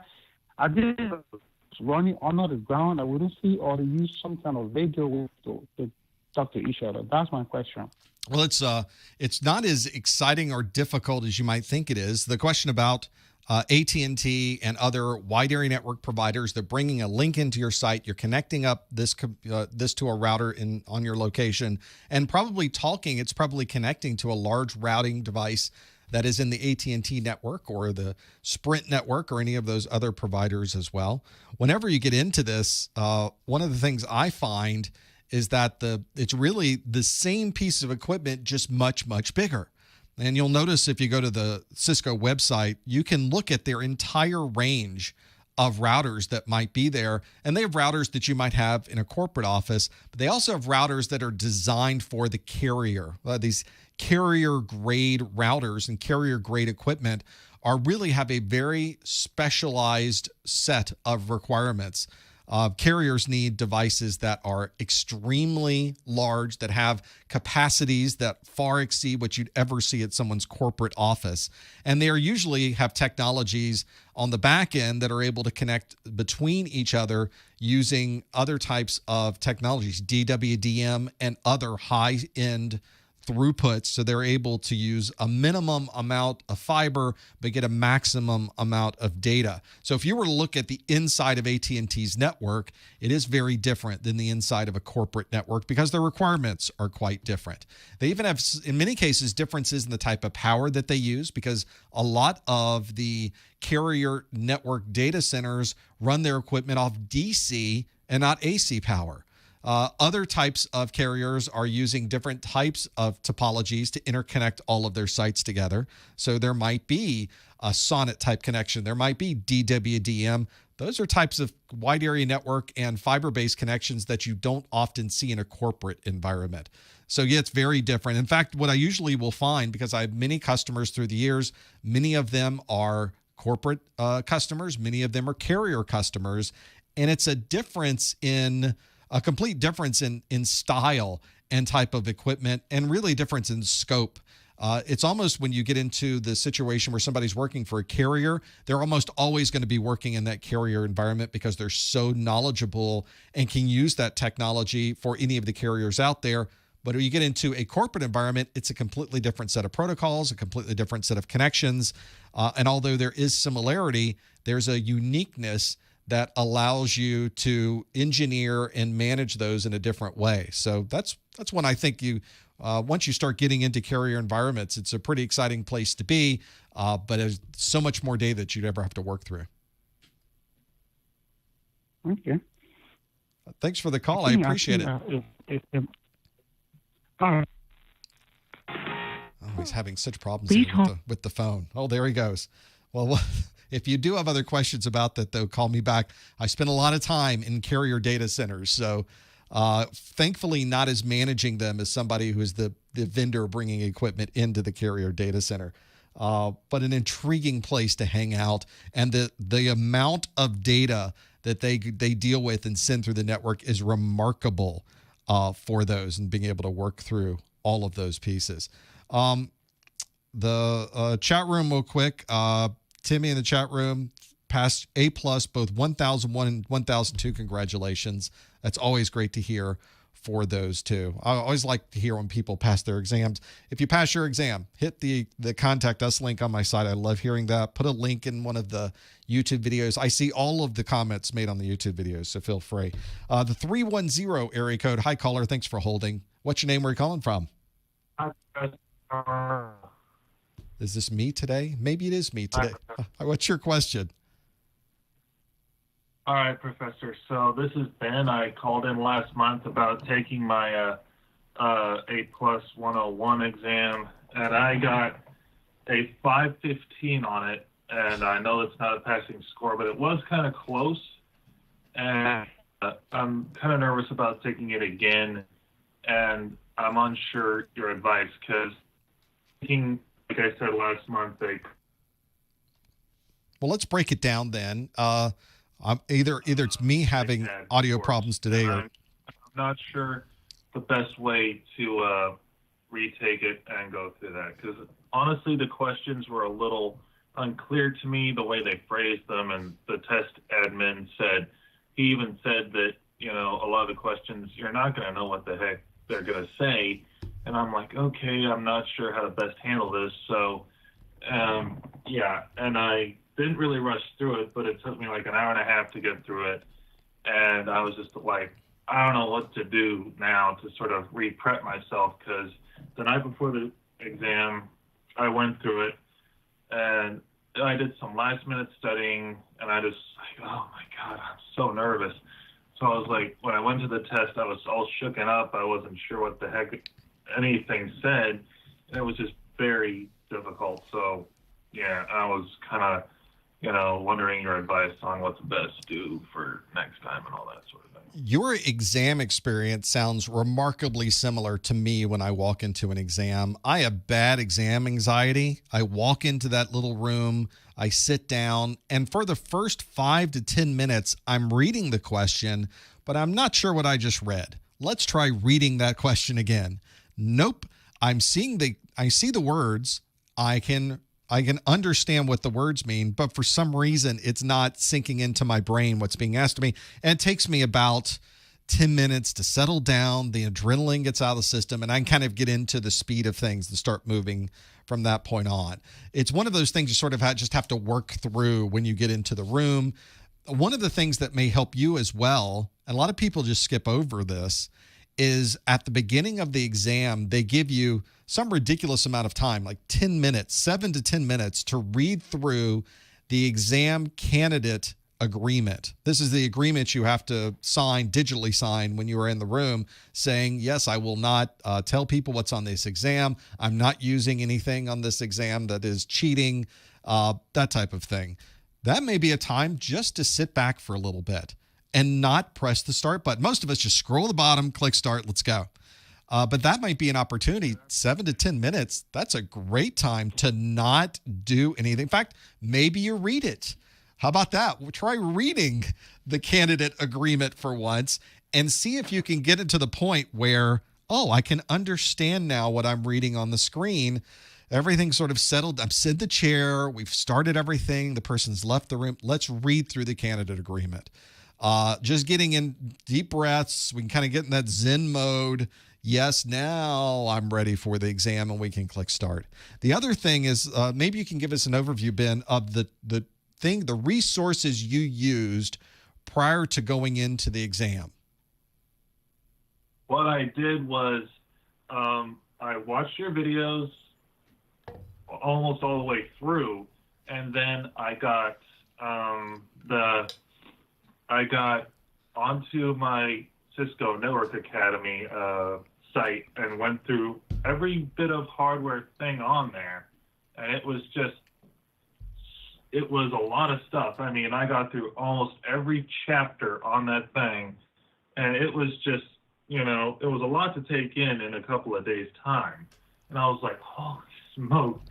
So, I didn't get a hold of it until, like a couple of days before my exam. So I didn't really have a whole lot of cram time to get through everything that I needed to do. So it was a lot of stuff. I was just like, oh my God. Well, you've got a few things so I can recommend then. So you've got, I think, some very good resources available. My videos or anybody's videos can help. Some of the resources available on the Cisco side, and a lot of people don't realize that Cisco does training for A+ as well. And the content that they have on their site is very good as well. You might do good to get some Q&A. There's a lot of Q&A resources that are out there where you can go through a number of these questions that are similar to the exam and get a feel for what those would be. I put a list of some on my site. If you go to my website under the A+ pull-down menu, under the pull-down menu for any of the things on my site, at the very bottom is a recommended resources section. And for A+, I'll pull that up so we can see it on the screen here. You get a feel for what this looks like. The recommended settings there, it says A+ study recommendations that you could go through. Those study recommendations are available for you. I think I've got them here. Let me pull up my screen so you can see. And I've got a list of Q&A there that you could go to. There's a lot of Q&A you could go through. A lot of people go out to the CompTIA subreddit and get a feel for the options available there for Q&A. So the Q&A that's here, I have a list of lots of Q&A. So for the exam cram A+ questions and the CompTIA A+ complete practice tests, those are two that are available on my site. But there's lots of options out there, and you should have a look at what options might be available for you to see maybe there's some good Q&A you could go through. I think that would get you in a good place and get you a feel for what that might prepare you for an actual exam. The other thing I wanted to mention is that I do have Asperger's and a learning setback, but, like a disorder kind of thing. But, yeah, I mean, I've been, like I said before in the past, I've been through Linux, Mac, Windows. I even managed to build my own machine recently that's a Ryzen. And, so I've got the experience. It's just the fact that I need to get this test under my belt. And, my dad and I were talking last night about potential jobs for myself. And he said Linux is one of those high-end jobs. It's like the number 4 American job that people are after. So, and he said to me, Ben, A+ is something that you really have to have. You expect to get in a Linux or any computer job whatsoever. He said that, get that A+ and he'll help me find a Linux job.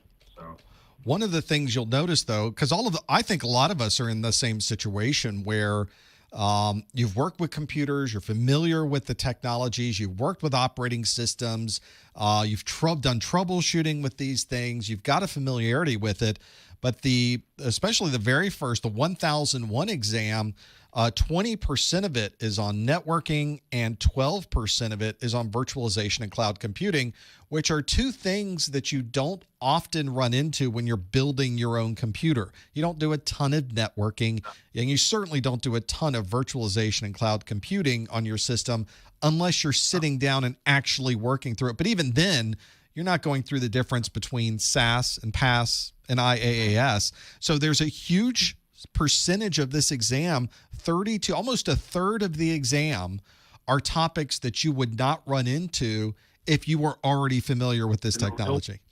No. And, I tried taking a networking course at school, and I was like, what the heck is all this crap? I mean, honestly, I hate to say it that way, but that was just what I felt like. I didn't know what in the world I was looking at. And I was like, oh, my word, what is this stuff? Because right, networking is sort of its own world. Yeah, it looked that way, and I was like, "This is not my life." It's one of those. Sorry to say, but it was. The A+ exam, the very first, really both A+ exams are very broad. They aren't very deep. You don't have to know a ton about networking. The networking on the exam is focused on how do you network a system that you're troubleshooting at the workstation level. The cloud-based computing is a little bit more than that. So unless you've really gone through those technologies and really learned them, that could really count against you on the exam. My recommendation, get a lot more Q&A. You've got some great resources for videos. You got great resources for, I would kind of hands-on, the hands-on stuff that you were getting on the Cisco site. Make sure you've got a good book. A lot of people kind of miss the value of having a very good book because there's so much detail you can cram into a book, and get as much Q&A as possible. I really stress this before anybody walks into the exam so that you can not only see, have I learned what I should have learned by going through all of those other things, but I think it also gets you in the mode of what should I expect when I sit down and take this exam? What type of questions are being asked of me? And I think adding those two different resources to your mix will really help bring your score up when you take this exam again. Yeah. I mean, yeah, and I plan to do that. And 515 is not that bad. I mean, it was very close, but there was just a couple of things that if I had spent more time screwing around with and really learning, that I might have gotten a higher end score and might have gotten a passing grade. This is the thing that we all say after we're walking out of that exam. I think all of us have failed a certification exam before. That's what we always think to ourselves, I really should have spent more time on that cloud computing, on that network, whatever it happened to be. So I think you got the right plan in place, and I think you got the right motivation in place as well, Ben. Yes.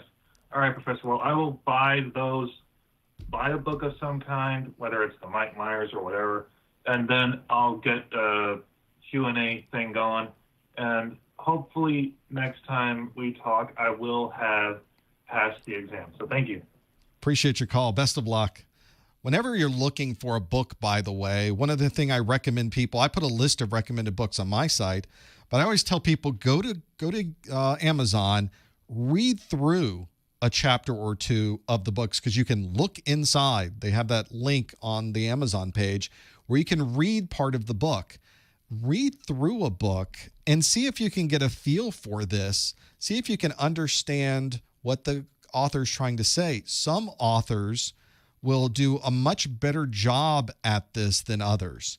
So make sure that you become really familiar with the style of an author before you purchase the book. Some are better than others. Some will work for you better than they might work for someone else. So don't only take the qualification that other people are putting on that book and the ratings that you can find on Amazon, but read through it yourself. See if it's a book that really suits you and what you're trying to do.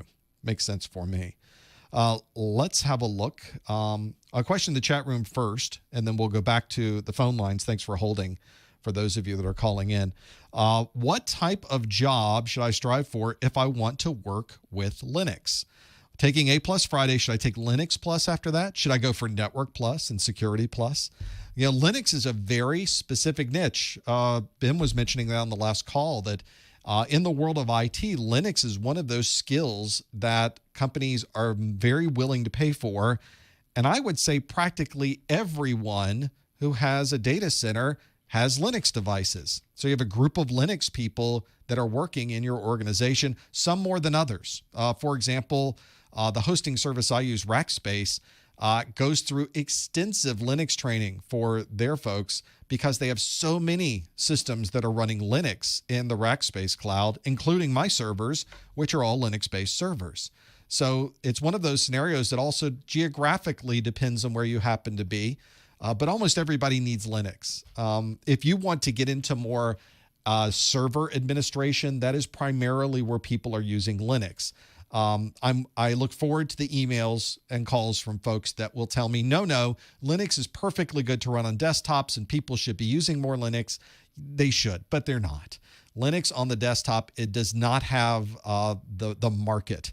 It's primarily Windows on the desktop in the corporation with a smattering of Mac OS.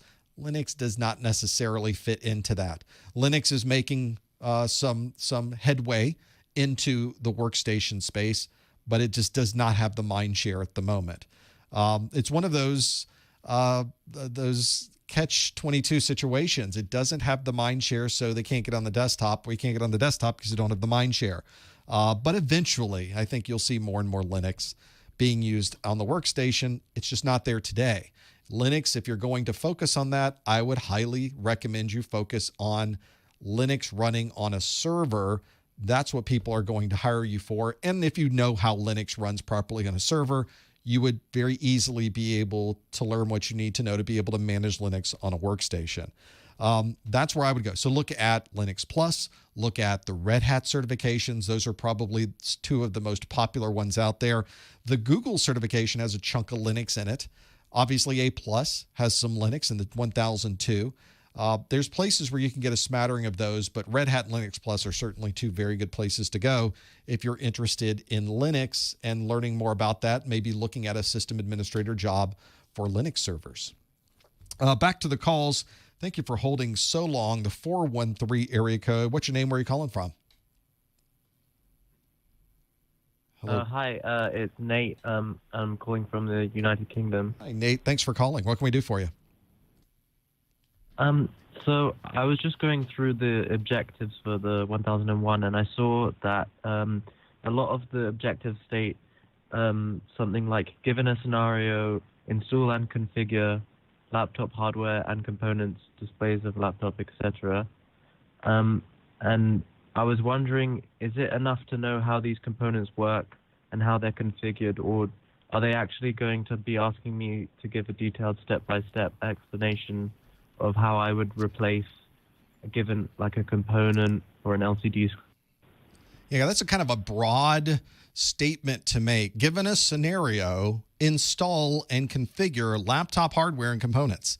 Well, that could be a very detailed scenario. There, you could really spend a lot of time on how you would install these things. Fortunately, from what we know of the exam and how they presented this content in the past, what they're really saying is, at a high level, how would you install and configure these laptop hardware and components? They're not looking for you to be able to go, oh, which screws do you take out first?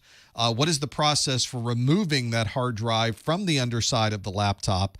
When you want to replace that video display on the tablet, do you heat it up first around the edges? What type of heat would you use? How much heat? Would you use metal or would you use plastic around this? They aren't looking for that level of detail. They're looking at a very high level. What would you use to replace this? What is the process somebody goes through? And maybe knowing that you take screws out of the back of the laptop, there's screws holding the hard drive in, you pop that out, it's a SATA connection, you pop in the SSD, you plug the SATA back in and you're up and running. That's what they're really looking for. And they really use that terminology so that you will know when they start asking troubleshooting questions, about why a particular hard drive installation on a laptop is working or not, you'll be able to know which wires were touched, which cables were moved, and you'll be able to go through the troubleshooting process of correcting whatever that might happen to be. And they list practically every single thing that you would have on a mobile device, from storage to memory to optical drives to video cards to the screen to the battery. It's all in here. So no, they're not expecting you to be an expert at replacing all of these hardware components inside of a laptop, because you're only at section 1.1 at that point. You've got an entire rest of an exam that you have to know. This is really a very high level when they work through it. I've tried my videos to give you that high level feel. A lot of people will give me feedback and go, you really didn't go into detail with any of this. And I go, no, I don't, because the exam doesn't expect you to go into detail. It's a valid comment, because people think maybe I do need to understand the nuances of replacing a mini PCI Express card inside of a laptop. But the reality is, knowing how to do it and actually doing it are two very different things. CompTIA wants you to know how that's done. Later on, if you want to go into doing and understanding more about doing that yourself, there are other laptop repair type programs you can go through that would teach you how to do those pieces. Fortunately, CompTIA doesn't need you to know that level of detail for the exam. Okay, thank you so much. Thanks, Nate. I appreciate the call. That's exactly what I was looking for. Cheers. That's fantastic, because that's one of those that it's very broad. Look at these other ones. Given a scenario, install components within the display of a laptop. I'm installing a webcam in the display of a laptop. I'm installing a microphone.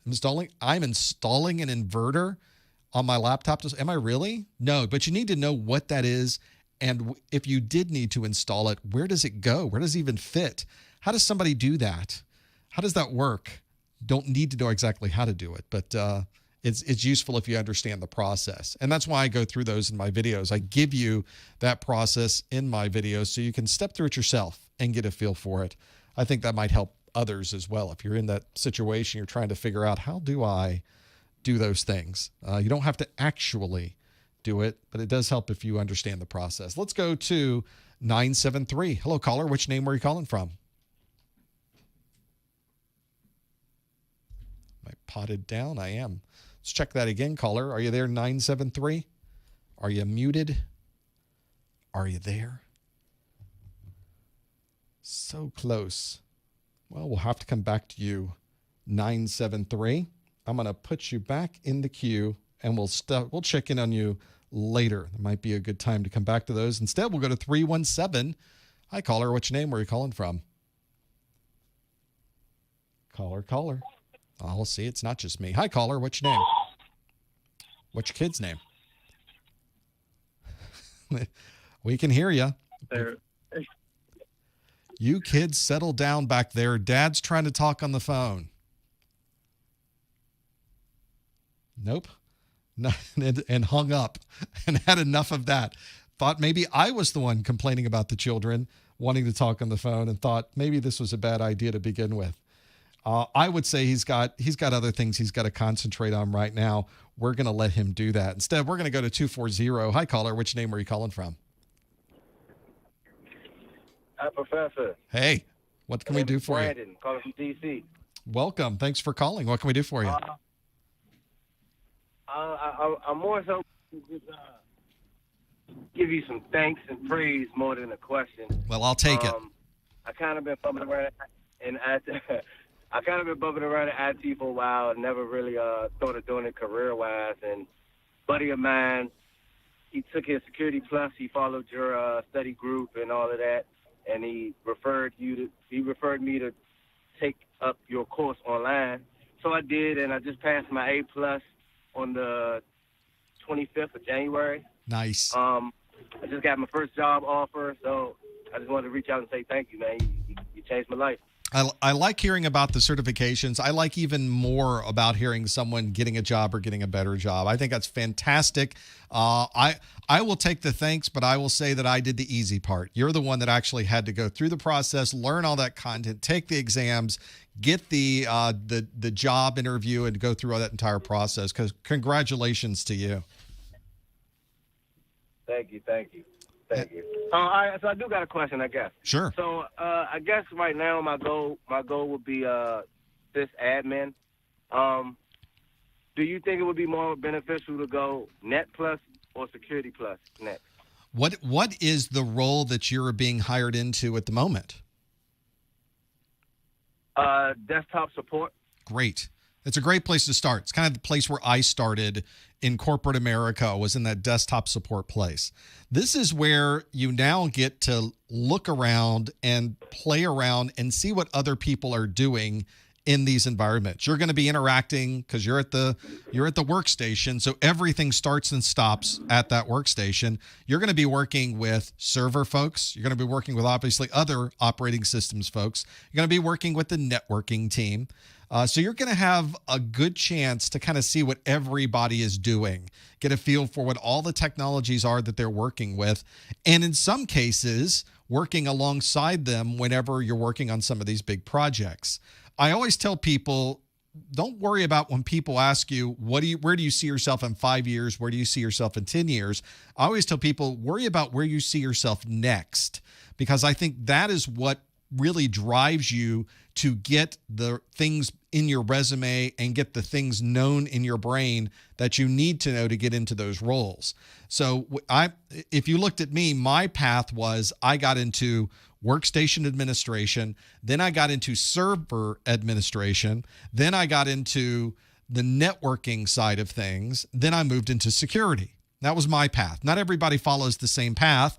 They usually follow the path that's interesting to them, and they follow the path that really is about technologies that happen at this time. I would imagine if I was today getting into workstation administration, I wouldn't move into server administration. I'd probably be moving into cloud computing because that's where the servers are these days. So I guess it really depends on what you want to see, where you see yourself next, or what opportunities are available to yourself next. And then I usually would work on learning what I needed to learn to get into that networking role that I was really interested in, or getting the certifications I needed to get that server role that I wanted to get into next, or talking to a security company, what do I need to know to get a job with that security company? It's always where I want to be next with that. And I usually will work hard to learn those things so that I can get to that next step. It's never simple. It doesn't take a week to make that transition, but it does give you a path. I think having an end game is really the important part. And then in your mind, you can figure out where are the stepping stones I need to put on the ground to be able to get from where I am now to what I see over there that looks pretty cool and interesting and exciting to me. You've got an entire world open to you. It's now up to you to decide what direction you go with that. And once you figure that out, you may decide, well, if I want that job, they keep asking me for networking or Network Plus certification. They keep asking I should get a Cisco certification. They think I should get Security Plus certification. They may be giving you the cues you need to be able to make that decision. It's not a decision I can make for you, but it should be really obvious to you when you're in the moment. Okay. Sounds good. You've got I'm envious of the position that you're in, because now the fun really starts. Now you can really start learning about these technologies. Now you can see what other people are doing, and the sky's the limit. Congratulations. Thank you. It's been an honor and a pleasure. Same here, sir. Take care. Thank you for the call. That's always exciting to me to know that's now the path. There really is no upside, top of line. You can't hit a ceiling with technology. There's always something that you can move towards, or better, or different, or fun. Let's go back to 973. Caller, did you make it? 973? We just didn't. We gave it a shot. It was worth one, but it just didn't work out. Instead, we're going to go to 317. Hello, 317. What's your name? Where are you calling from?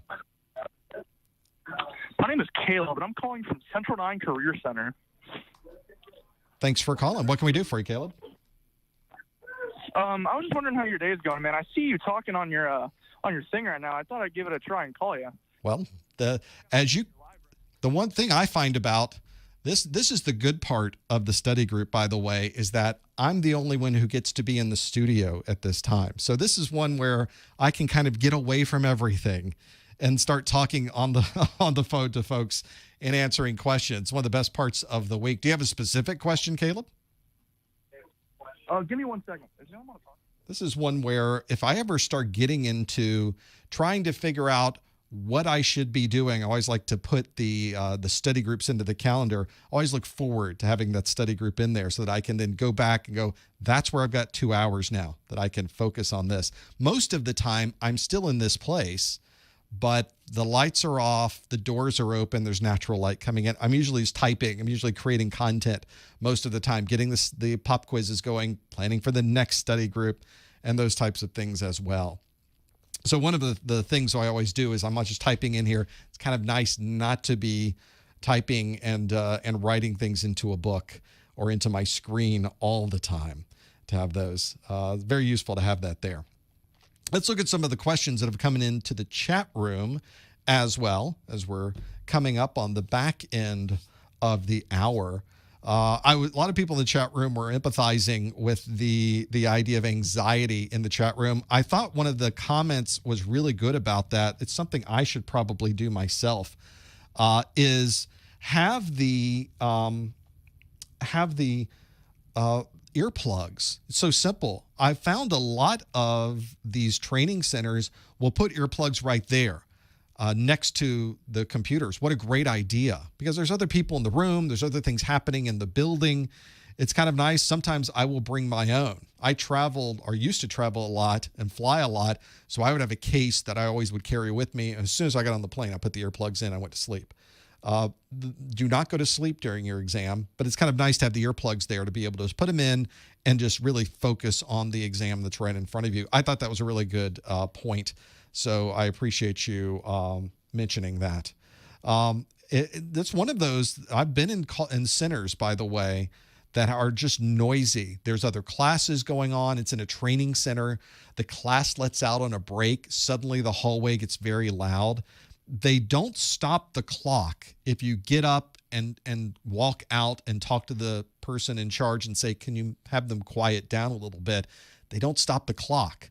So anytime you have to get up and leave the room or get up and talk to the proctor, you're not gaining anything for yourself. They're not putting things on pause for you. So those earplugs may be something that gives you enough of a focus that you can zone everyone else out. Doesn't matter that they're loud in the other room, and you can focus on your exam because time is a huge problem on these exams, especially things like Security Plus that's very wordy. Time management is an enormous concern. So you should always be checking the clock. Don't waste time on these exams. Be able to figure out how you can really use the exam and the strategies taking the exam to work for you instead of having it work against you. And I thought the earplugs was a great idea to have those there. I always carry them with me on the plane. I don't use like the earplanes. You may have seen those that are designed for planes going up and down. I just use regular cheap foam earplugs. They work great. I eventually got headphones that had the foam on them, or I would replace headphones that I had and put the foam in-ear headphones, very similar to the ones I'm wearing now, which are in-ear monitors. And they have foam on them. So when I put these on, I hear nothing on the outside. So that becomes useful to have that there. Yeah, you never know what you're going to run into in the chat room. They're mentioning they were in a computer room. The earplugs were there. The guy in the room's coughing, making noises, having all of those things there. That does become a challenge when you're in there. And plus those keys, for some reason, the keyboards in a testing center are the loudest keyboards ever made. I have a suspicion that they have a special set of keyboards that are designed for noise, that they are to create noise in an environment. You wish maybe they would turn on a wind machine. Maybe if they could have an airplane taking off next door, that would be quieter. For some reason, those keys on a keyboard are just awful. So earplugs is the way to go. I think we've come to that, to have those things there. Yes, some people like the keyboard noises. Some people like to have that, but not me. I like to be focused and have all of those things there. This is not a bad question, because this does come up from time to time. Do I have a PhD since I call myself Professor Messer? Well, in the United States, and this is different in other parts of the world, so the confusion is legitimate. In the United States, professor is not an honorary, or it's not a formal title. It is more of an honorarium, very similar to Mr. or Mrs. You do not have to be licensed in a particular way. You are generally not, you don't have to work for a university or have any type of tenure at a university to be called professor. Now, this is very different if you go to places like in the UK, for example. Professor is a very specific kind of honorarium. It is one that is a title that's associated with someone who has been at a university, that has tenure or has worked to a particular level, very similar to having someone be called a doctor or having a doctorate. But in the United States, it is more of a casual term. Very similar to, for example, I worked my entire career as a systems engineer, but there are places, even in the United States, where calling yourself an engineer who is not licensed in engineering is not acceptable. People take a little bit of an umbrage with that. But in the United States, a systems engineer doesn't require any type of formal education or education at all. Same thing for professor. Now, I do have a degree in business management. It's a bachelor's degree. It's not a PhD. I probably could not manage going back to school and getting a doctorate, much less a master's degree. But my entire career has been one doing training, systems engineering, and those types of things. So in the United States, Professor Messer is a completely legitimate title to apply to oneself. And I want to be sure everybody understands I am in no way trying to pull a wool over anyone's eyes. It's not my intention to make people think that I have a doctorate. I do not, nor do I want one. Please do not call me a doctor. I will tell you that I am not a doctor. It's more of a nice rhyming term to go with my last name, Professor Messer, which just so happens to be what I do online. So in many ways, professor in the United States is more of a generic term for someone who teaches. So in that particular context, it fits perfectly for the things that I do now. So that should help. Other places in the world, if I worked in the UK, I probably would not call myself Professor Messer. It would not be appropriate. But I'm not, so it works well here in the US. For whatever reason, those things, and having to work through all of those different pieces. Folks in the chat room are also talking about subnetting. Obviously, subnetting is not something you need for the A+ exam, but during this second hour, I take questions about anything from anywhere, about hardly anything, about almost anything. But one of the things that you'll get in the Network Plus, and certainly as you move into other networking certifications like Cisco, is a need to be able to subnet. There are so many different ways to do IP subnetting. One of the things that I do is I have a method that I use that doesn't require me to do really any math. The only math you have to do is add 1 or subtract 1, which I can do. There's no multiplication. There's no powers of 2. I don't have to think that I calculated incorrectly, but it also involves me creating a number of tables either right after the exam starts, or hopefully maybe I can get some of it written before the exam starts, which technically you can't do anymore. Really, you have to wait till the exam starts, then you can make all your notes on your sheet of paper. So I make a series of tables on my page, and I'm able to calculate what the subnet is by looking at a couple of numbers and then being able to determine what the subnets are based on that. And I call that my 7-second subnetting, because I can do it in 7 seconds or less. It's very fast in the way that it works. And because there's no math, I know I didn't get it wrong. I didn't miscalculate because it's on my chart. I know exactly what it is, and it's right every single time. Some people are very good at powers of 2. So for those in the chat room thinking about the 7-second subnetting, if you've gone through my video, I have a 20-minute extensive video on 7-second subnetting where I show how I do it, and then I demonstrate some things. If it just doesn't fit for you, that's perfectly fine. There are other ways to do subnetting.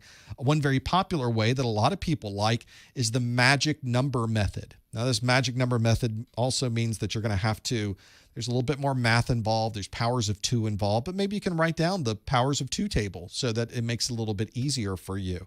That is the look. And if you're interested in that, look for the magic number method for IP subnetting, that might be a good suggestion for you to go.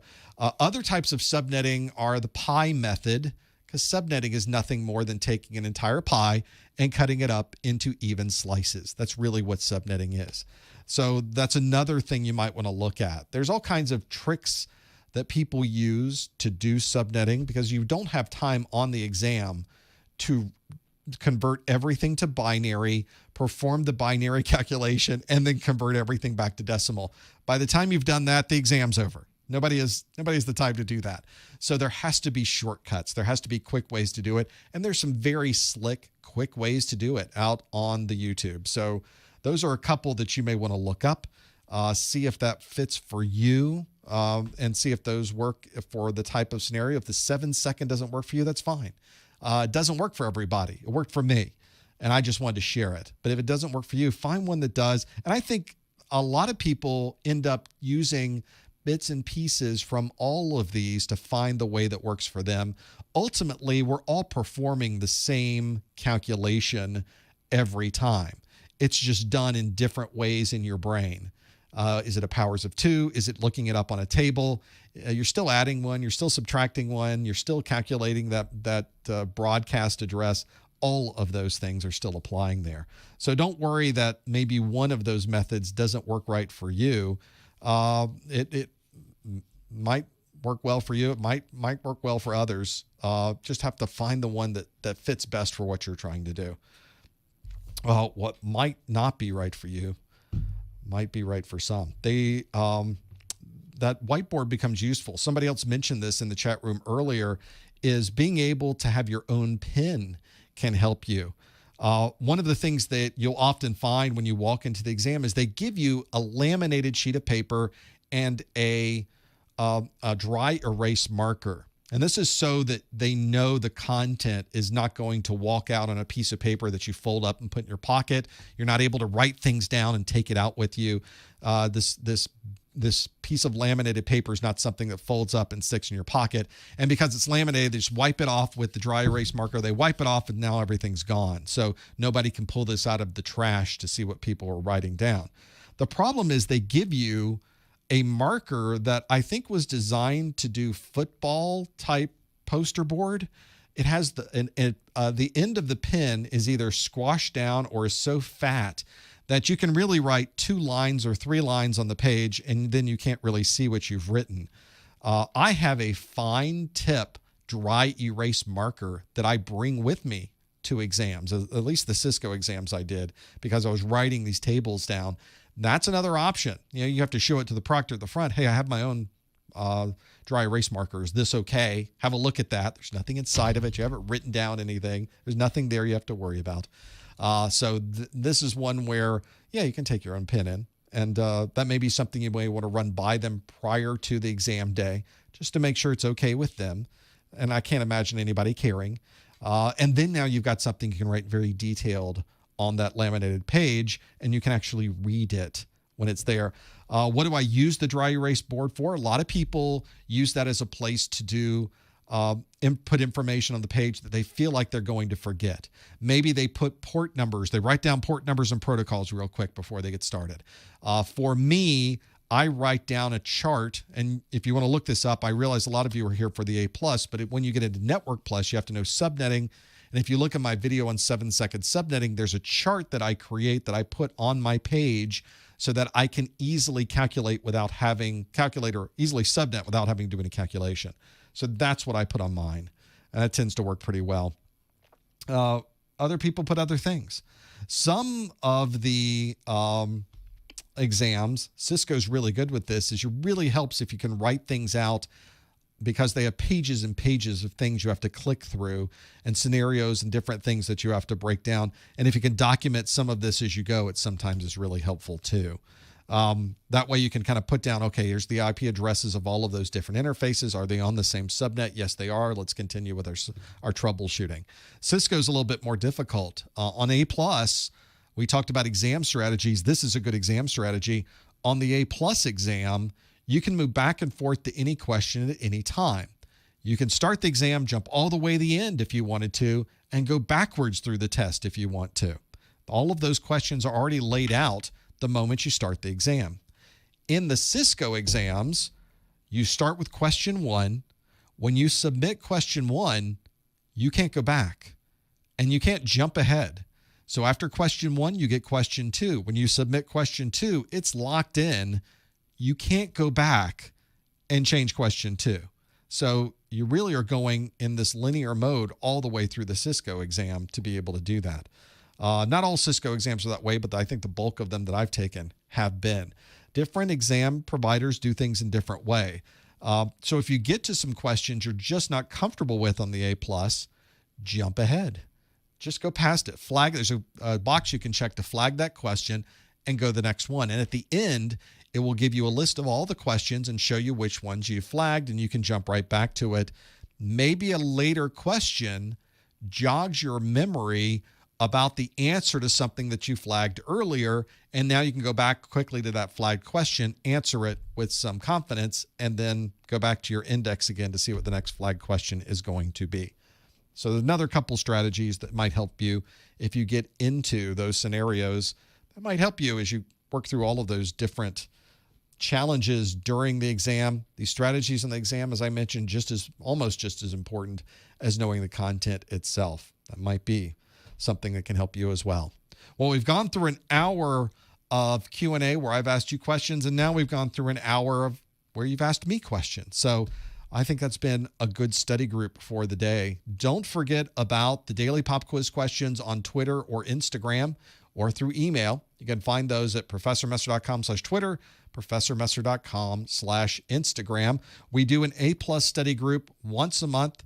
Our next A+ study group for 1001 is once a month, and we do one for 1002 once a month, which is in 2 days. So if you're studying for your 1002 exam, come back to Thursday at noon Eastern time, and we'll do this again, but I've got all new questions coming directly from the 1002 exam. Might help you with some of the things that you're working on as well. Thank you for joining us. Thank you for being here. We could not do this without you and without your support, and we really do appreciate it. Thanks for joining us. We will see you next time on the A+ Study Group.